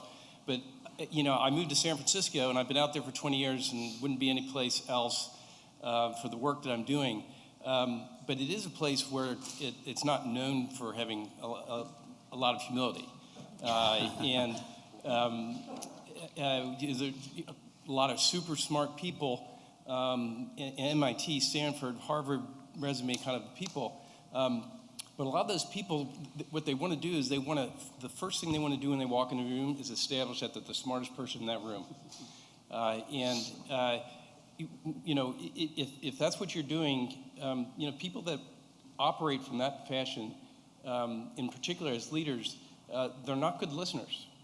When they're looking to hire people, they're looking probably to hire people that aren't as smart as them, as opposed to realizing that they don't have all the answers. Some of the very best leaders that I've known over my career are people that, from the very beginning, they set out to hire people around them that are smarter, more experienced, better. Again, you heard from Michael this morning, sort of the same kind of a theme. And what I realized looking back is, at this institution, and my friends and the ones that have been very successful, there was no sense of entitlement, right? It's just not part of the ethos at Miami. That has led to that sort of sense of humility, being open to learning, that is then led to being so many successful people come out of this school. So, sense of humility. No, that's great. So we have take chances, be uncomfortable, stretch yourself. Some of those themes we heard earlier too. Humility, that good Midwestern humility that comes through. Michael, you shared some thoughts about relationships and some of the courses that you took here and what it's meant to you. And then maybe after that, Patrick, you shared some thoughts with me about the peer network, and maybe you could build a little bit on what Michael says. Sure. I mean, part of it has already kind of been addressed in terms of the importance of people, but the other thing that I've kind of taken away from my experience at Miami is just lifelong relationships. For example, seeing Devin Davis inducted into the Hall of Fame last night, an unexpected treat for my visit, but he was especially ecstatic to have me there. But that's a lifelong relationship. But the other thing I'd like to say is just being a lifelong learner. So it was mentioned earlier about having that intellectual curiosity. That was something that I take away from Miami that was fueled during my time here, and I continue to utilize, because this is a business also for curious people. You have to be interested in new and interesting things to really be good at a business like this, and it's something that I continue to encourage myself.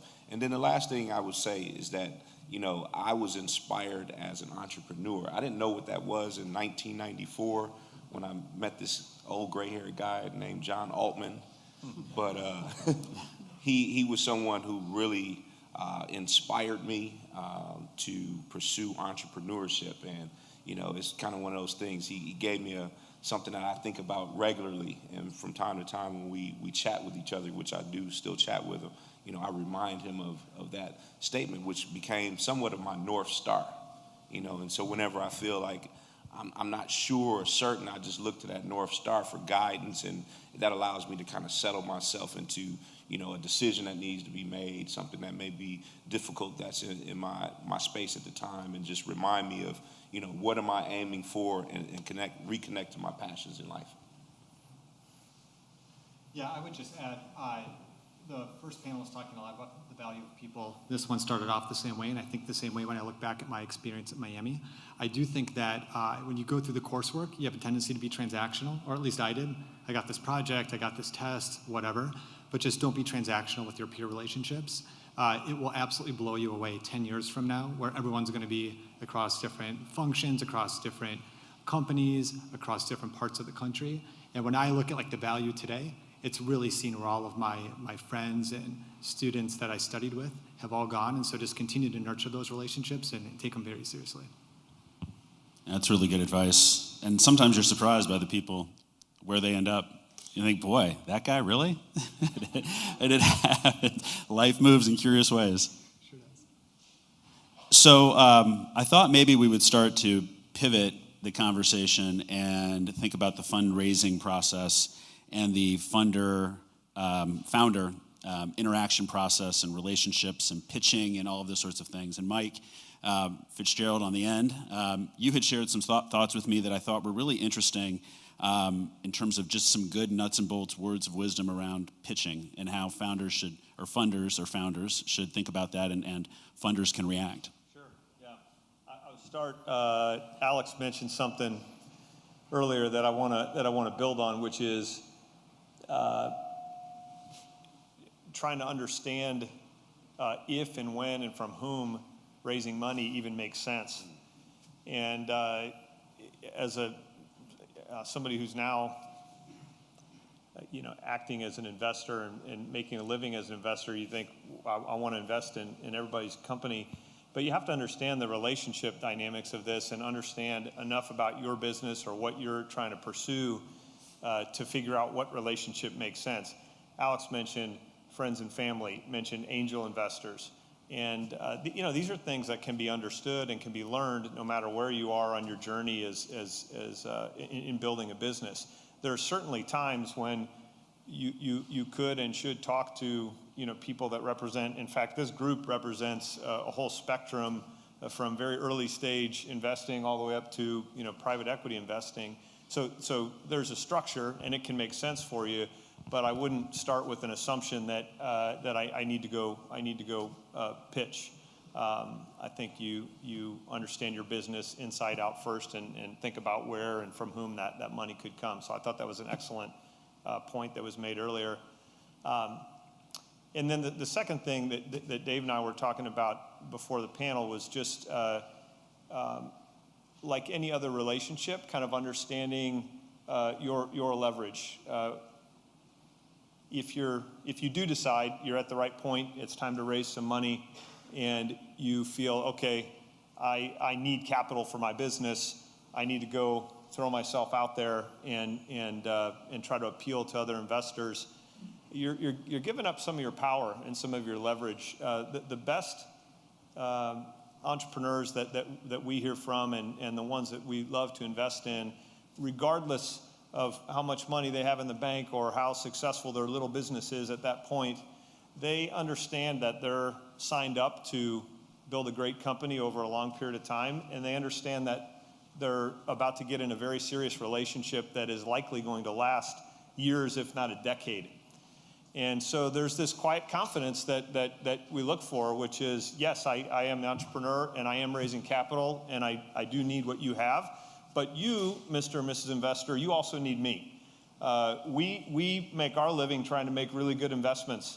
And so we need entrepreneurs, we need business builders in a very balanced fashion to what they need from us. And it's one of the things that we see. We operate in the very early stages, early stage software companies. And I think too often we see people who just they don't understand that balance, and they kind of give up their power and their leverage when they walk in the door, and it generally doesn't go well. So humility is super important, and I don't want to suggest otherwise. I agree exactly with what John said, but understanding your leverage and your power, no matter how early stage you are, if you're committed to building a business, you've got leverage in that conversation. That's great. And I think that ties a little bit to a point, John, that you made to me about pitches and where people should lean in and really emphasize. And then after that, Abby will bring you in, and you can talk about some of what you've seen with Red Hawk. Yeah, what I mentioned to Dave is really get to the compelling point quickly. Like, there's a lot of room later in your pitch deck and in your conversation, even for the market analysis and the go-to-market plan and the data and even the people. But it's really important right out of the gate to get to the super compelling point that makes you so passionate about the business. Share that passion.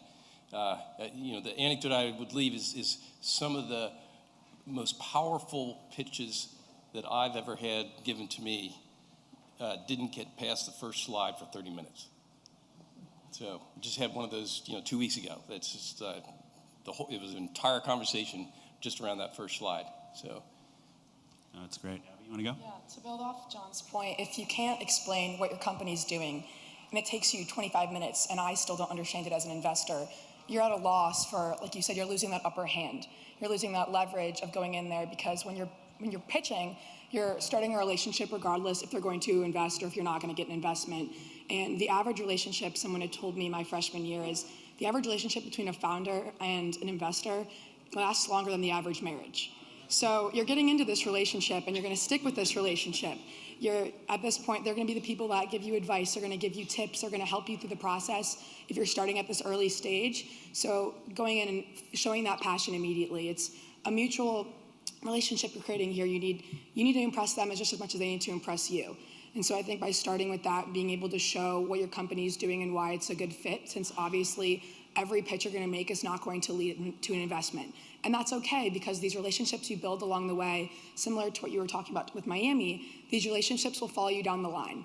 And it's when one door closes, another door opens. So say investor A doesn't work out, but you get this feedback that's so critical that allows you to change your pitch going forward to investor B, and that could open a whole new series of funding for you. That could open relationships for you.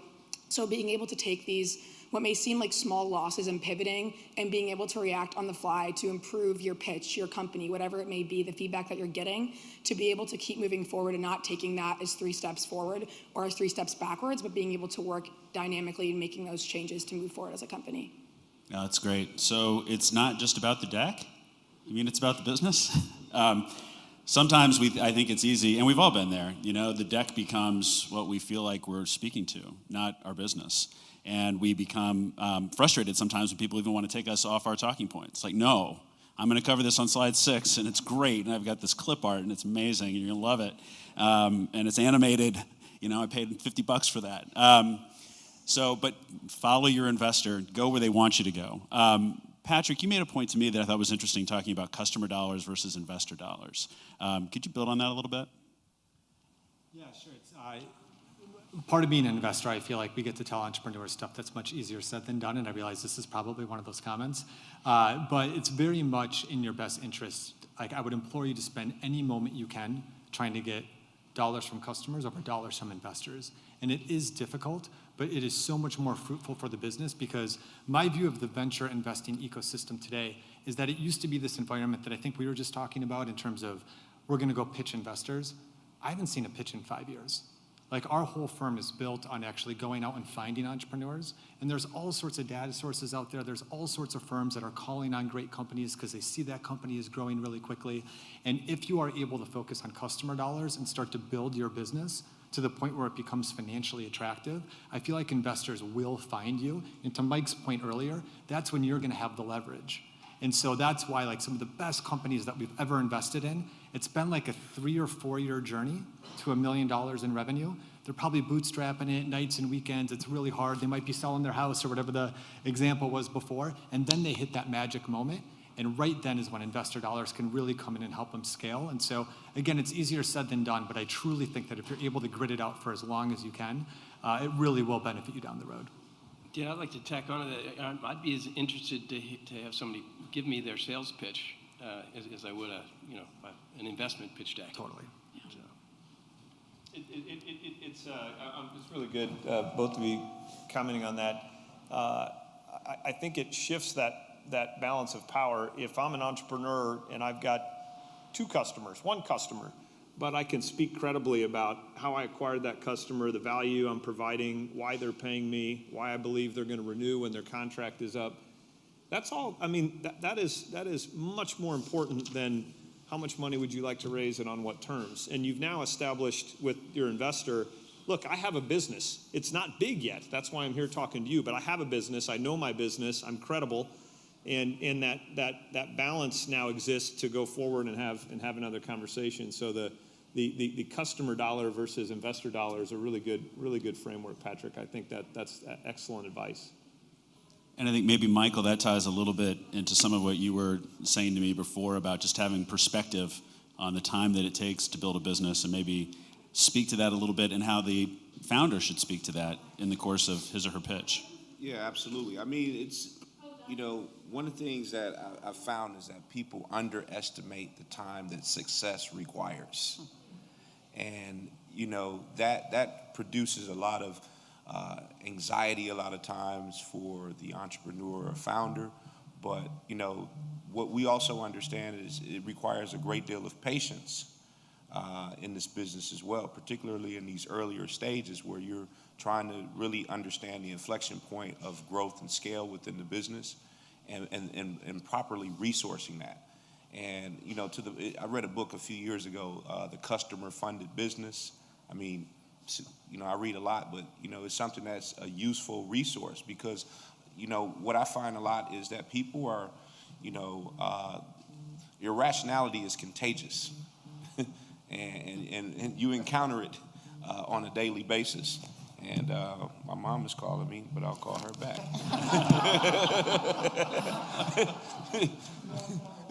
She must be tired of my uncle now. She's watching on the live stream. So, I mean, you know, it becomes a question of, you know, you have to get through some of the irrationality that you encounter because for me, I'm more interested in how you make money more than just you raising money. You know, and I think people get consumed and occupied with, I got to go raise money at this valuation. You know, I want to understand the psychology behind that too, but fundamentally, let's talk about how you intend to make money, because that's something different, because that's where our interests align so that we can provide mutual benefit and value to each other.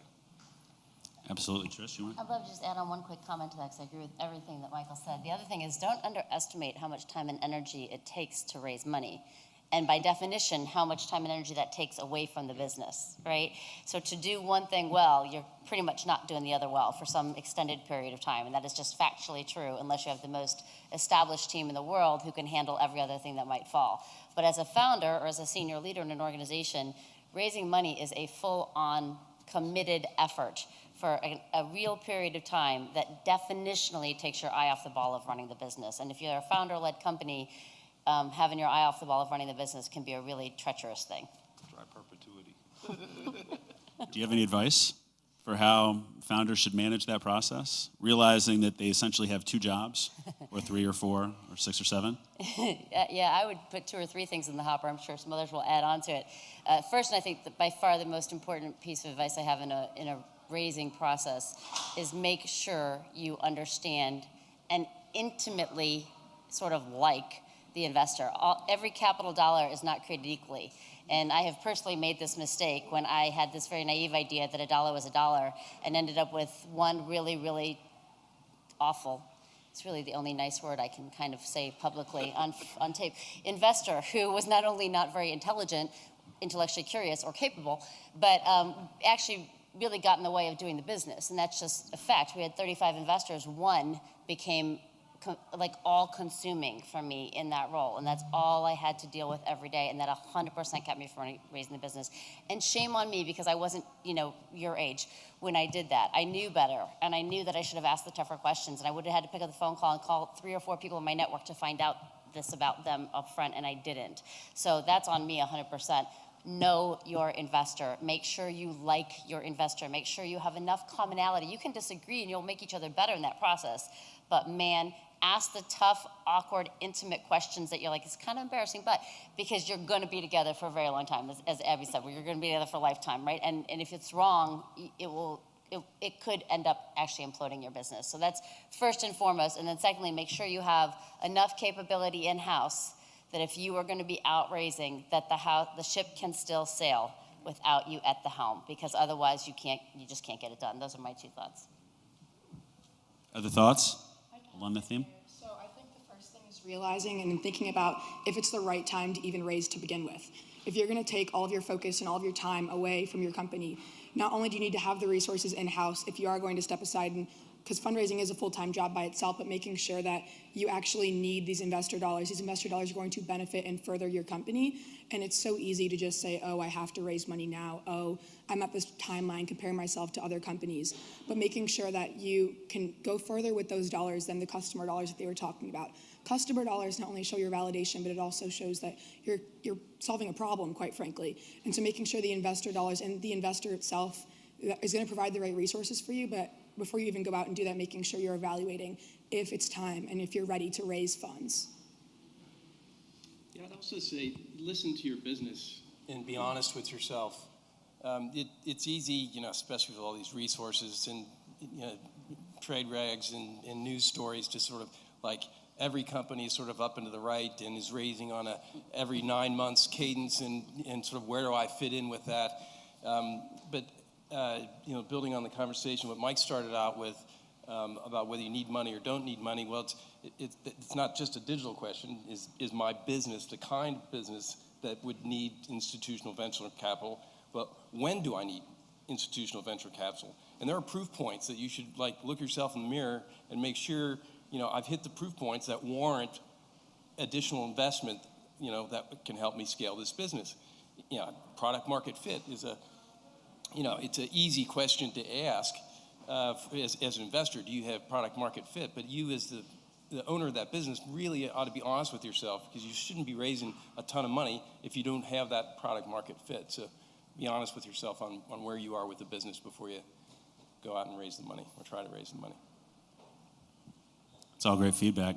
Why don't we move to an issue that I know that is near and dear to a lot of hearts of entrepreneurs and founders as well as investors, and that's valuation and the current state of valuation and how we think about valuation and how we approach valuation and how you manage valuation, and sometimes maybe how you throw up when somebody says this is the valuation that they want and they believe they deserve. But you don't. You handle it with great finesse, which is why I'm a lawyer and you're doing what you do. Mike, maybe you want to touch on that first, because you're on the tip of the spear with a lot of these very, very early stage ideas and founders. Yeah, thanks for the softball, Dave. You got it. So just to level set, this idea of valuation is basically the level at which an investor is going to buy into your company, and there are lots of important terms, preferences, and other things that would go along with this that have to be well understood. But valuation is really that high level number that is often most negotiated. I think this is a supply and demand story mostly, which is there is a tremendous amount of capital in folks who have raised funds and returned money to investors. Those investors are saying to a lot of us, hey, put that money back to work. And as a result, we're all in very competitive businesses too. We've talked a lot about how competitive it is to build a company. We're in competitive businesses also.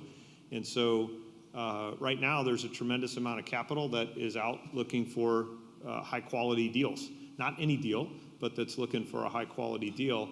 And I think when you have that dynamic, you get a situation where an entrepreneur who knows what his or her business is worth to them, and we're talking about making a market. There really is no formula, I don't believe, at least not at the early stage. We're making a market, and often they have we are involved in a negotiation right now where an entrepreneur has 4 term sheets. They have very little revenue, but they understand they're making a market, and I think this comes back to the long-term nature of this relationship, and whether it's from an investor standpoint or an entrepreneur standpoint, is that a relationship you want to be in for many years, and is it a relationship where everybody can feel pretty good?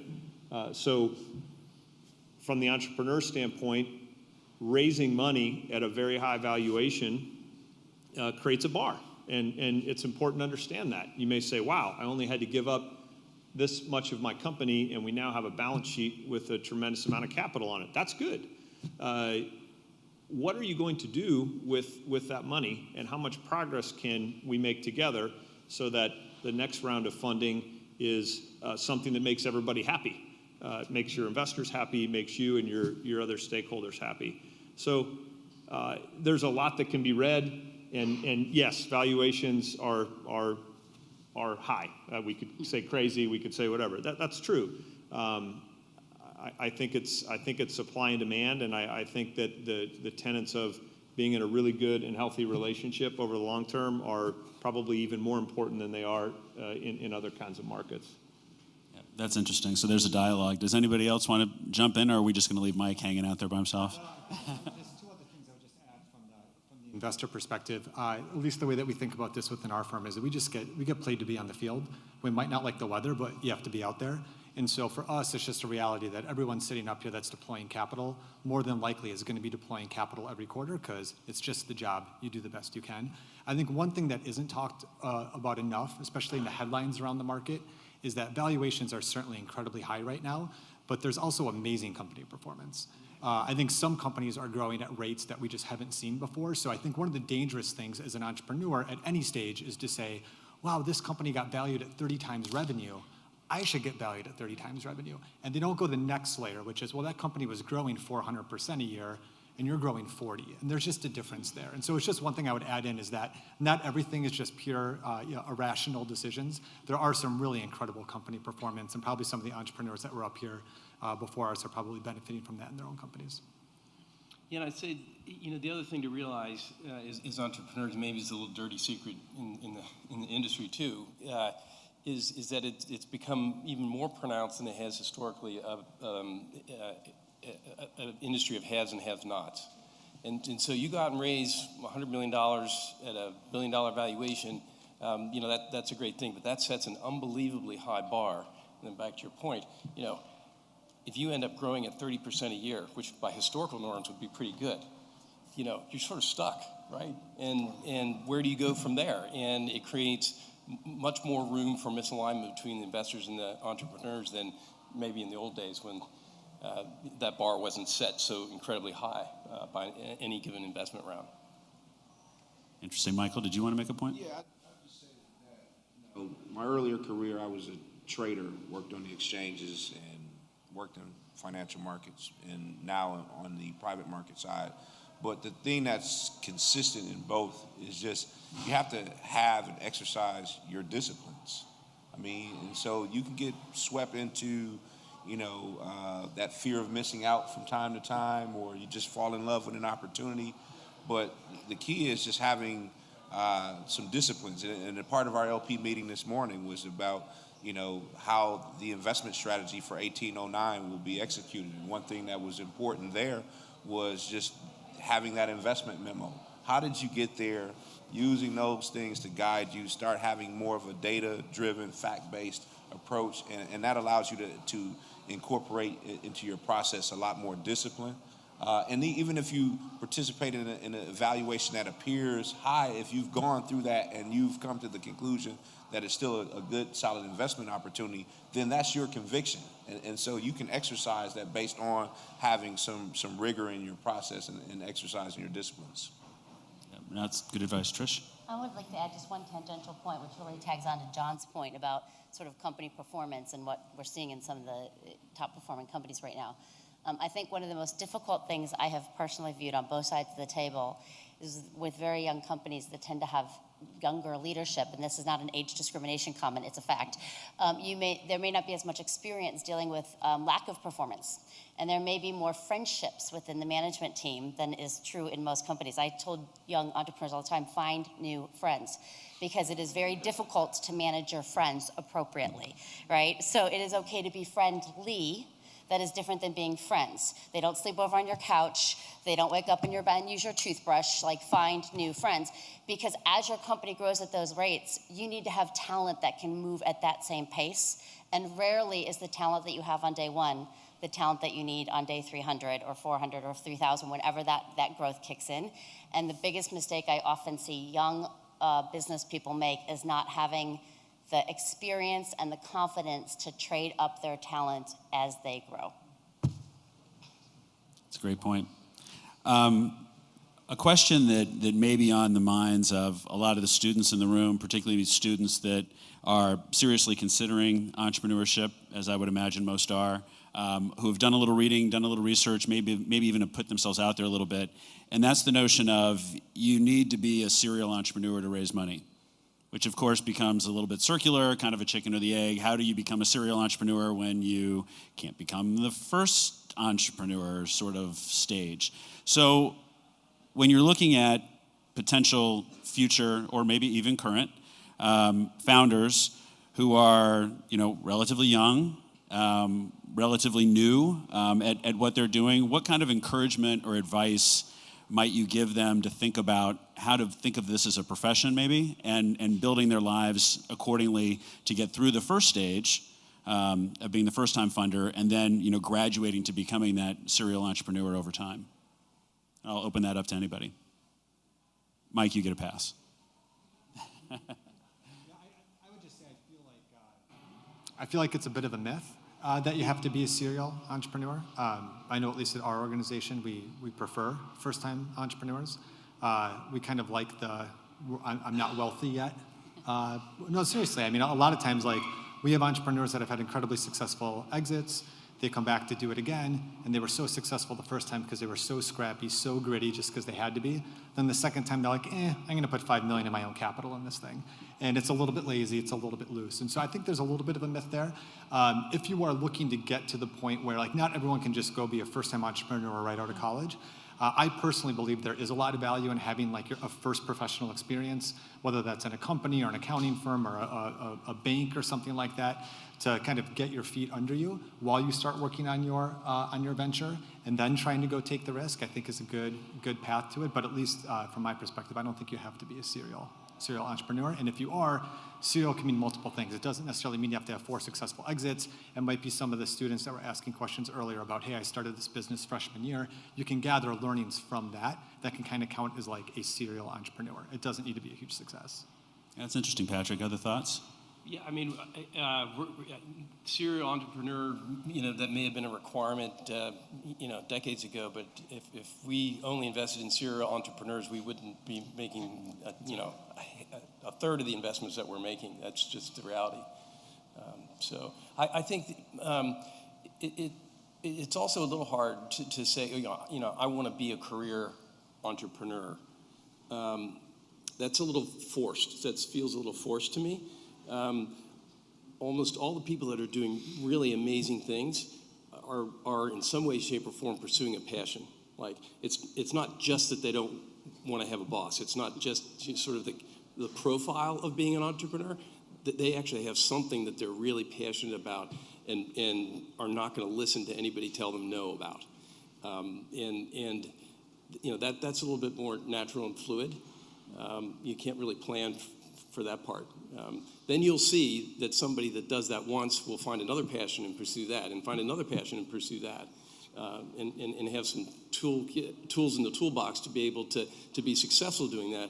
But it's hard for me to see somebody being in your seat as a student saying, I'm going to be an entrepreneur as a career choice. It's back to what Tim says. It's about doing something, not just being something. So maybe it's a myth, which would be good news for a lot of people in this room. And then the notion of thinking about allowing your life to grow organically, not necessarily on a sequential linear path that you drive and grind it down. Any other pieces of life, career advice? There's a lot of wisdom and experience on the dais, which means, old people who've made mistakes. Present company included. Abby, you can set this one out if you want. You're like, don't sweep me into that. I'm still young and exuberant. But any thoughts that you'd want to share with them? Well, you said it, John, not me. So you can go first. No, that's not fair. You got to keep learning, I think. I will say that, anytime you get even the slightest bit, especially in this business, whether you're an entrepreneur or an investor, every time you get the slightest bit complacent, you just really find yourself out of whack, right? You just gotta constantly challenge yourself to keep learning in order to be successful. So, keep learning, Michael.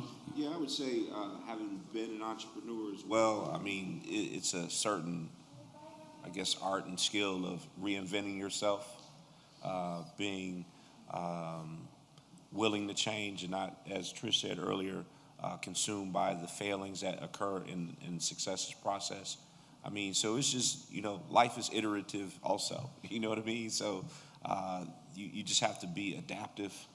Whether you're an entrepreneur, investor, life iterates and you have to be prepared for such. But, don't be afraid to reinvent yourself. Trish wants to be the Fed chairman. Mm-hmm. And I got So, I mean, watch out, Jerome. So, Coming for you. She's taking a few different paths. Haven't found it yet. But she will arrive.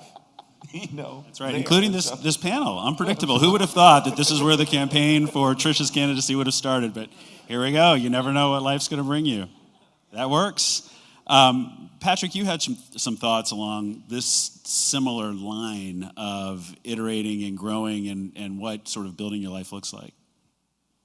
Yeah, I would just kind of reiterate what I said earlier. I personally think there's value to kind of starting off with a job. But if you have that feeling in you to take more risk, and it doesn't have to be just starting a company, maybe you want to be a CFO of a company or a chief marketing officer one day, take the risk as much as you can early in your career as possible.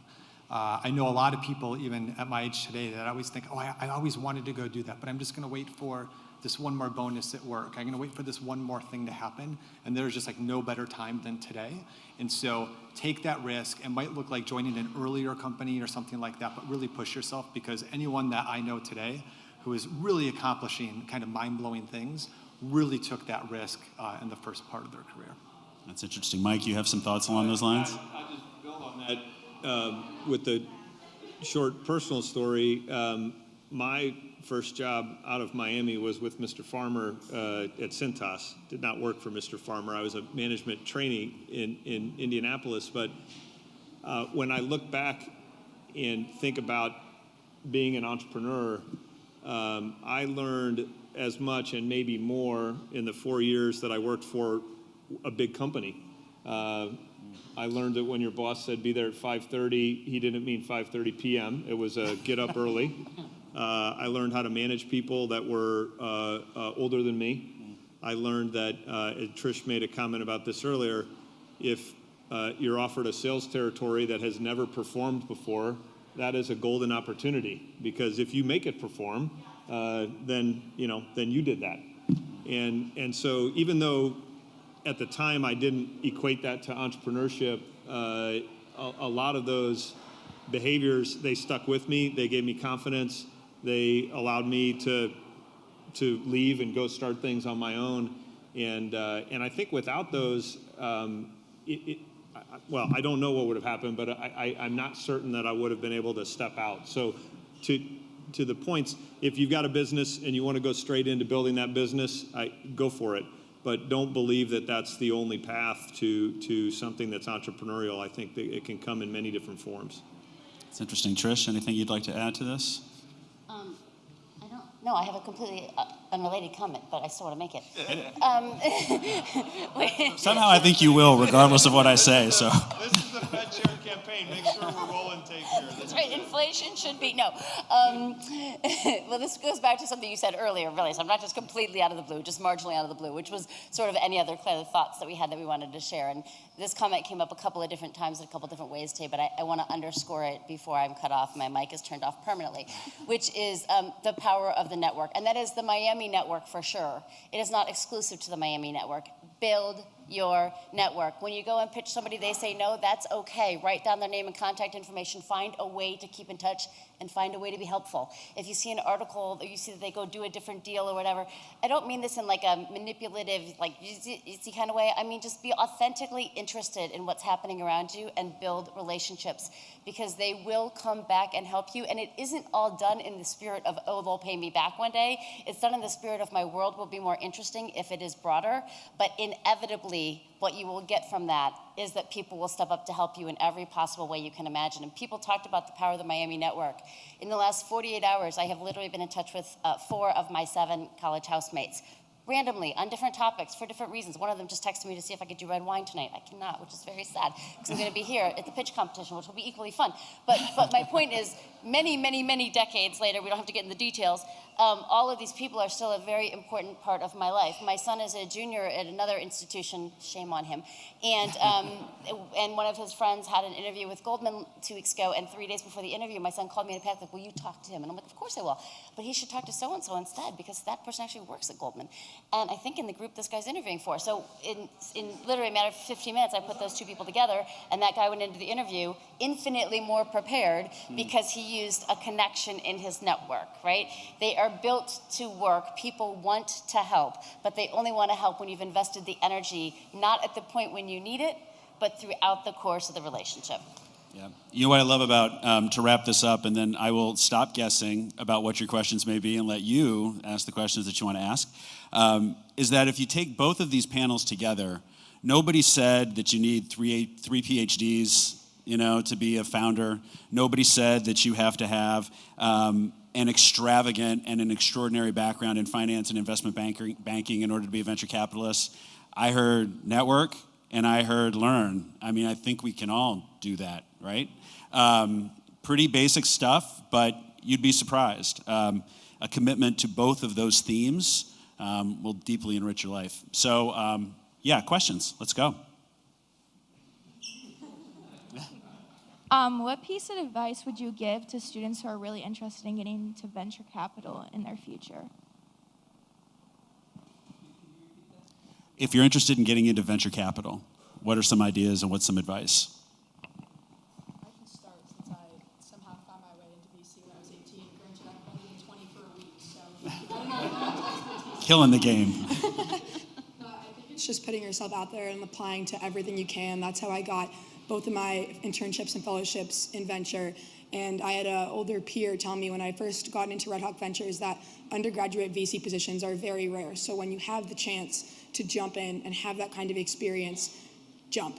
And that's exactly what I did. And that's how I've gotten here. And I credit a lot of just my knowledge and confidence in my skills, not even venture related, just being able to have this knowledge and talk and be in this conversation and on this playing field where you usually wouldn't see a 19-year-old working for a VC while taking classes.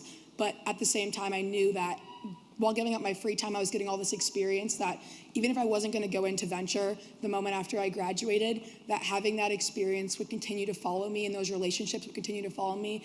Right back to the relationships point, building my network, I've gone back to my old bosses, my old peers, asked for advice, asked questions. And so by applying to everything and being as eager as possible, just take every chance you have to get involved, and every chance, even at Miami through the entrepreneurship department, through finding something on LinkedIn and applying randomly. There's so many chances out there. Unless if you don't take them, they're going to go away and they're going to go to somebody else. That's good advice. Anything else from the panel? For undergrads, there's a lot more opportunity generally. I mean, the business venture has scaled. Supply and demand, the supply is there. There's a lot more people putting money to work. They need smart, hungry people to help them do that. There isn't an institutional path. You're not going to find VCs coming to campus the way the investment bank and the consultancies and those kind of folks. It goes back to word of mouth. I mean, even as the business has expanded, most of the hiring that gets done in venture is by word of mouth. Venture is not hiring, most venture firms aren't hiring X number of people each year, right? So when they're hiring is a little bit more of a random event. So you really figure out a network. I just gave some advice to somebody last week that may sound a little tactical, but I do think in today's environment, having some special skill or some special knowledge, even if it's just something that you're passionate about, not just being, hey, I'm shooting up and I've got a degree from an institution and I got great grades, and throwing your name in the hopper. At the end of the day, it may not make a difference to the VC that you're talking to, but it could be like, crypto or consumer, or there's a whole host of different things. Develop a little knowledge base about that so you can, get somebody's interest that's a little bit more than just being a generalist. I do have a question, but I also want to make a quick comment, just real quick. I know I'm not on the panel, but to Trisha's point about the network, the founder network is so small, you'll be shocked. So building those relationships, it is super important. A lot of the investments that I have gotten are because someone thought it wasn't at the right stage for them, but they know somebody that used to own a travel business and they will invest. Or my wife and I have this game where, because I've told her about the network, anytime she sees a founder anywhere, she'll ask, hey, do you have a second connection to them on LinkedIn? And I'll look, oh, okay. So my mom works at Lovesac, a store in Chicago, the couches. She's like, do you know, because Sean Nelson, the CEO, founder, has a note in the store. Do you know Sean Nelson? Okay, let me look. I've got 10 connections to Sean Nelson, and one of them is one of the people on my board. So like anybody that you run into from a founder standpoint, like they probably know somebody almost within like an arm's length of you or them. So it is really important. Anyway, my question is, there is a lot of bias and resistance from the VC standpoint on solo founders. I would like to get to know from you guys what your stance is on solo founders, and if you have that same stance as some of those other investors, those shall not be named. Why is that? Why do you have that stance? That's a good question.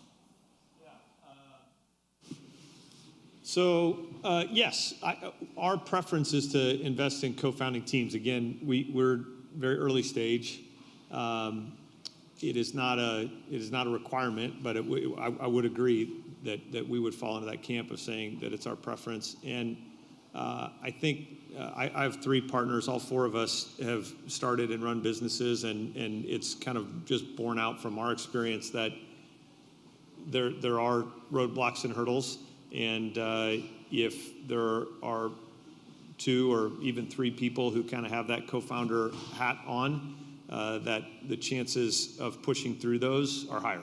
It's really that simple. It's not an exclusive. What I would add to that is, in the absence of somebody who has a co-founder title, we look secondarily at the team and say, okay, who are the people that are around this CEO? And do we have this kind of hierarchical thing where you have one person running and other people kind of in the doer role, or do we have the beginning of a leadership team? Are there people around you who are going to say no, who are going to say bad idea, who are going to really challenge something? Because as a founder, you know this, right? You're making decisions all the time, and you're trying to make them with confidence. It's part of the gig. So I own that. We fall into that camp. I would nuance it a little more to say that there are other ways to accomplish what we're going for, which is a team that can push through and make good decisions. We're a growth stage investor, and so just sort of at that point, there's a team, right? I would say that one thing I say, the CEOs in the portfolio company, the companies in our portfolio, I realize that being a founder and a CEO is a really lonely place. Like, it's just you, and that's tough. My personal advice would be to, back to what Mike is saying, is I think it's helpful to scaling a business and doing it effectively to have other folks around you. Yeah, I care about team more than solo founder. I would say actually the majority of our successful investments have been solo founders, looking back on it. In our experience, most of the fighting happens between founders versus investor-founder. I feel like most people think the investors and the founders are duking it out. I have way more examples of there was too many founders. There were 6 founders, 2 of them want to get off the bus, 4 want to keep going, 1's not performing. Get me out of there. Like, that's tough, man. So we're pretty open to it. Michael, anything you'd like to add? I just want a key man insurance policy. Woo! All right, just telling the truth. I got it. What is key man insurance, Michael? Come on. Tell the group what key man insurance is. Simply, if something happens to Alex, we have some downside protection, and that's the risk. So the challenge with a solo founder is now all the risk is in that individual, and as much as it is the jockey, in it, it's more the team, and so that's what even as we're raising capital, you're being evaluated by your team. Very few institutions want to underwrite a solo VC shop.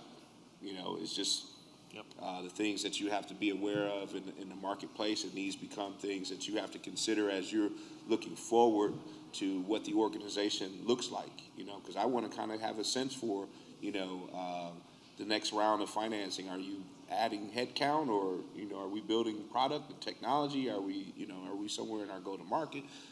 So these are the things that having a team around you help you to look at, in a global sense as well.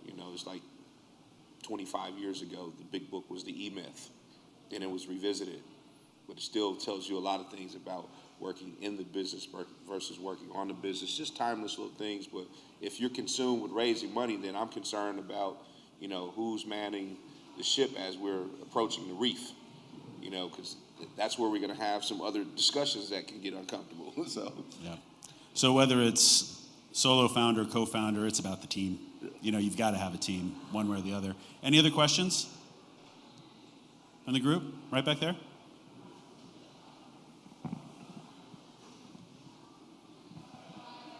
Yeah, I was wondering just like what your advice would be for kind of like going in for funding on an industry where you can't really like generate any revenue previous to approaching funding. I guess like one example I'd give is like complex like software industry, where in order to build something or create a product, you need access to capital. But when you go to pitch for that capital, obviously, can't raise any money or create any revenue when you don't have that product built. So I was wondering just what your advice would be for an industry like that, and how you could present yourself without being able to have that underlying revenue as, a factor in your pitch. There are always some metrics you should be able to create. Yeah, it's a good question, and I think there are examples where it is hard to just go heads down and build something and then unleash it on the world and then go raise capital. So I understand what you're saying. I will tell you, if you find yourself in that situation, but you have such confidence that the problem exists, right? This company needs the complex piece of software that I know how to build. I just don't yet have the product. If you came to me and said, "Hey, I've got a consulting arrangement with this company because they believe that I know how to fix this, and I'm going to consult with them for 3 months and build out what a solution looks like on paper or something like that." Like I would like to look through and really see if you understand the problem and if that problem has been validated by someone else. And that's an example maybe of a metric that John was talking about. But I think you'd also be surprised, maybe you would, at how scrappy you can be if that problem is really worth solving. In other words, you may have a product envisioned in your mind that needs to do 5 or 6 things, and the first one of those things may be enough to get a customer to say to you, "Hey, I see what you're doing here. I'm going to pay you for solving this first wave problem, knowing that you might solve the others." And that's a compelling story to me. What is not interesting is say, "Hey, I know what we need to build. I just need some money to do it." That's not interesting. No matter how much I trust you or like you, most of us. I certainly have been burned by that plenty of times. I think that just the one thing I would add is if you're absolutely at the level where you just can't do any of the things that these people talked about, try to find like companies and figure out who invested in them. So there's going to be some company that's big that is in your space, and just work backwards to try to find who seed funded that. Okay, because that person probably really understands what you're doing better than anybody else. Other examples of industries, and this probably isn't your company, but like that's why there's a specialized med device investment part of the market, because those people understand it way down to like the idea. So just try to get as specialized as possible at the lowest level as possible if you can't get any metrics. It's all good advice. One more question? Or is it time to wrap up? You're the boss. They brought in the okay. suits. Any more questions? Right back there. Any of you guys, I'm sure you all do, but would any of you guys share like a moment where you were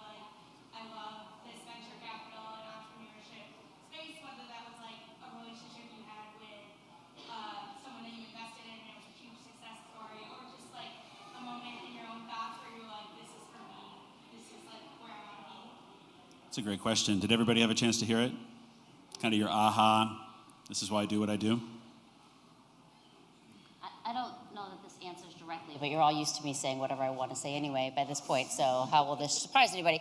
But I think it gets to your question a bit anyway. So I had worked in large multinational companies for a couple decades, and I went and joined a startup as the chief operating officer. And that was a whole world shift for me because everything was different, literally everything was different. And I had to learn, I had to learn to not use a PC anymore because nobody even knew what a PC was. That was a whole transition in itself. But anyway, the point is, I was sitting in a meeting and we were looking through some data, and the chief marketing officer who reported to me said, I'm really concerned about morale because growth has been slowing, and I think, people are going to start to sort of feel down with the slowing growth rate. And I was looking at the chart, and I said something along the lines, this is one of my most embarrassing moments, of looks like 22% growth year on year. It's pretty robust growth still. I came from a world where if we eked out 3% on Gatorade, we were high-fiving. And the whole room kind of went silent and looked at me like, who's going to tell her? And somebody finally said, it's not 20% growth, it's 120% growth. That's not an index, that's actually the growth rate. And I literally almost fell out of my chair because I was like, that's not possible. That doesn't even happen in business. But in that moment, I really did realize, oh my gosh, building a business is so much fun. And I've spent all these years thinking I ran very large businesses at multinational companies, but really I was more like a babysitter keeping them on the rails because, you didn't have that many levers you could pull. And all of a sudden when you're in a high growth environment, there are so many independent, discrete decisions one can make every single day that have meaningful impact, good and bad, on the business. But I fell in love with that idea of impact and ability to move fast and furiously and see what you can build. And in that moment, that became very clear to me. To build off Trish's point and Patrick's from earlier, we're seeing these companies build incredible things. And I think there's just so much optimism and opportunity within venture. You're seeing people going out and solving problems that they find to be a nuisance. So they're going to go find the solution to not only improve, their life, but to improve the problem overall. And there's so much happening. There's so much excitement. They're solving tomorrow's problems and creating the products and softwares and whatever you name it of tomorrow. And so knowing that there's so much innovation that we're able to fuel that innovation. And granted, I'm 20, so I've only been here for a little bit. But my 3 years in venture has taught me that there's so much opportunity and optimism and growth since there is so much happening and so much to continue solving. There's never going to be a short of problems. There's always going to be something else to solve and something else to do next. So you can constantly find something else to be doing. And being able to be on the other side of the table for that and funding these products of tomorrow is really special. That's great. And that's a great way to end it. It's a great observation. Go for it. Pull the oldest guy card. As far as an epiphany, it happened almost as soon as I got into venture, and it is just as relevant now. And it'll sound corny, but it's exactly like when they interview the baseball player, the football player, and they goes, I can't believe they pay me to play this game every day.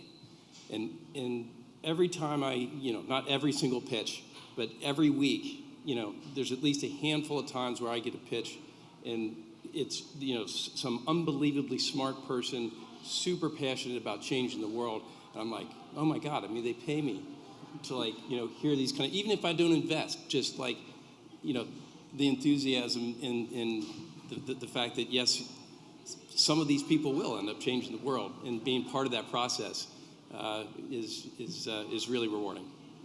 Yeah, well said. That's awesome. Round of applause for our esteemed panelists.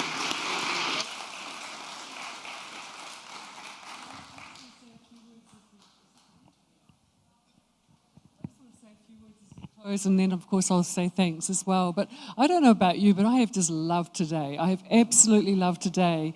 And I wish it wouldn't end. It's how I feel right now. And I'd like Tim and Kurt, can we do this every week, please? Is that okay? No pressure, right? And and why do I love today? I think today has just been so refreshing. It's been inspiring. We sit in our jobs and we work through all the things we have to deal with. You're sitting through school. You're dealing with all the stuff at school. And we here talk about developing an entrepreneurial mindset. Whether you start a company or not, I think what I've just been reminded of today is just to constantly push ourselves to think as entrepreneurs in whatever context we're in. in. So for me, that's been a great day. It's been really refreshing. So as I close, I want to thank each of you, David, Abigail, Patrick, John, Trish, Michael, and Mike. Your gift of time, your willingness to share has just been the abundant gifts. We're really privileged to have you here on the stage. So I want to thank you very much. Thank you. And now, for the last one, because Tim likes to have the last word. I've learnt that about Tim, so I'm going to pass the microphone to Tim.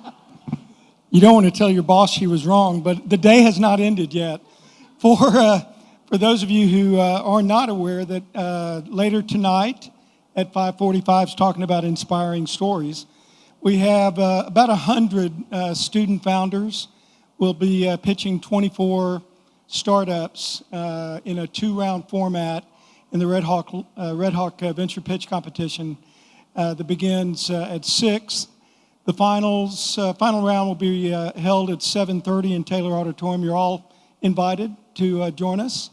And it will be live streamed on the Altman Institute's Facebook page. So we've still got a couple of more things to go do a little bit later today. I just want to echo what Jenny said about today. And I want to personal thank you to the alumni. One thing I didn't mention earlier that I do in almost every event, to the point where I know alumni who've been at events say, Tim, you got to do it again. I do. I'll end this by saying we can't do what we do with our students in this program without the active engagement of our alumni and members of the ecosystem. We cannot, the numbers don't work. We have a small faculty. We have 4,000 students who take classes. The numbers don't work. So a big thank you to all of you, to the founders that were here earlier today, and to everybody that tuned in on the live stream.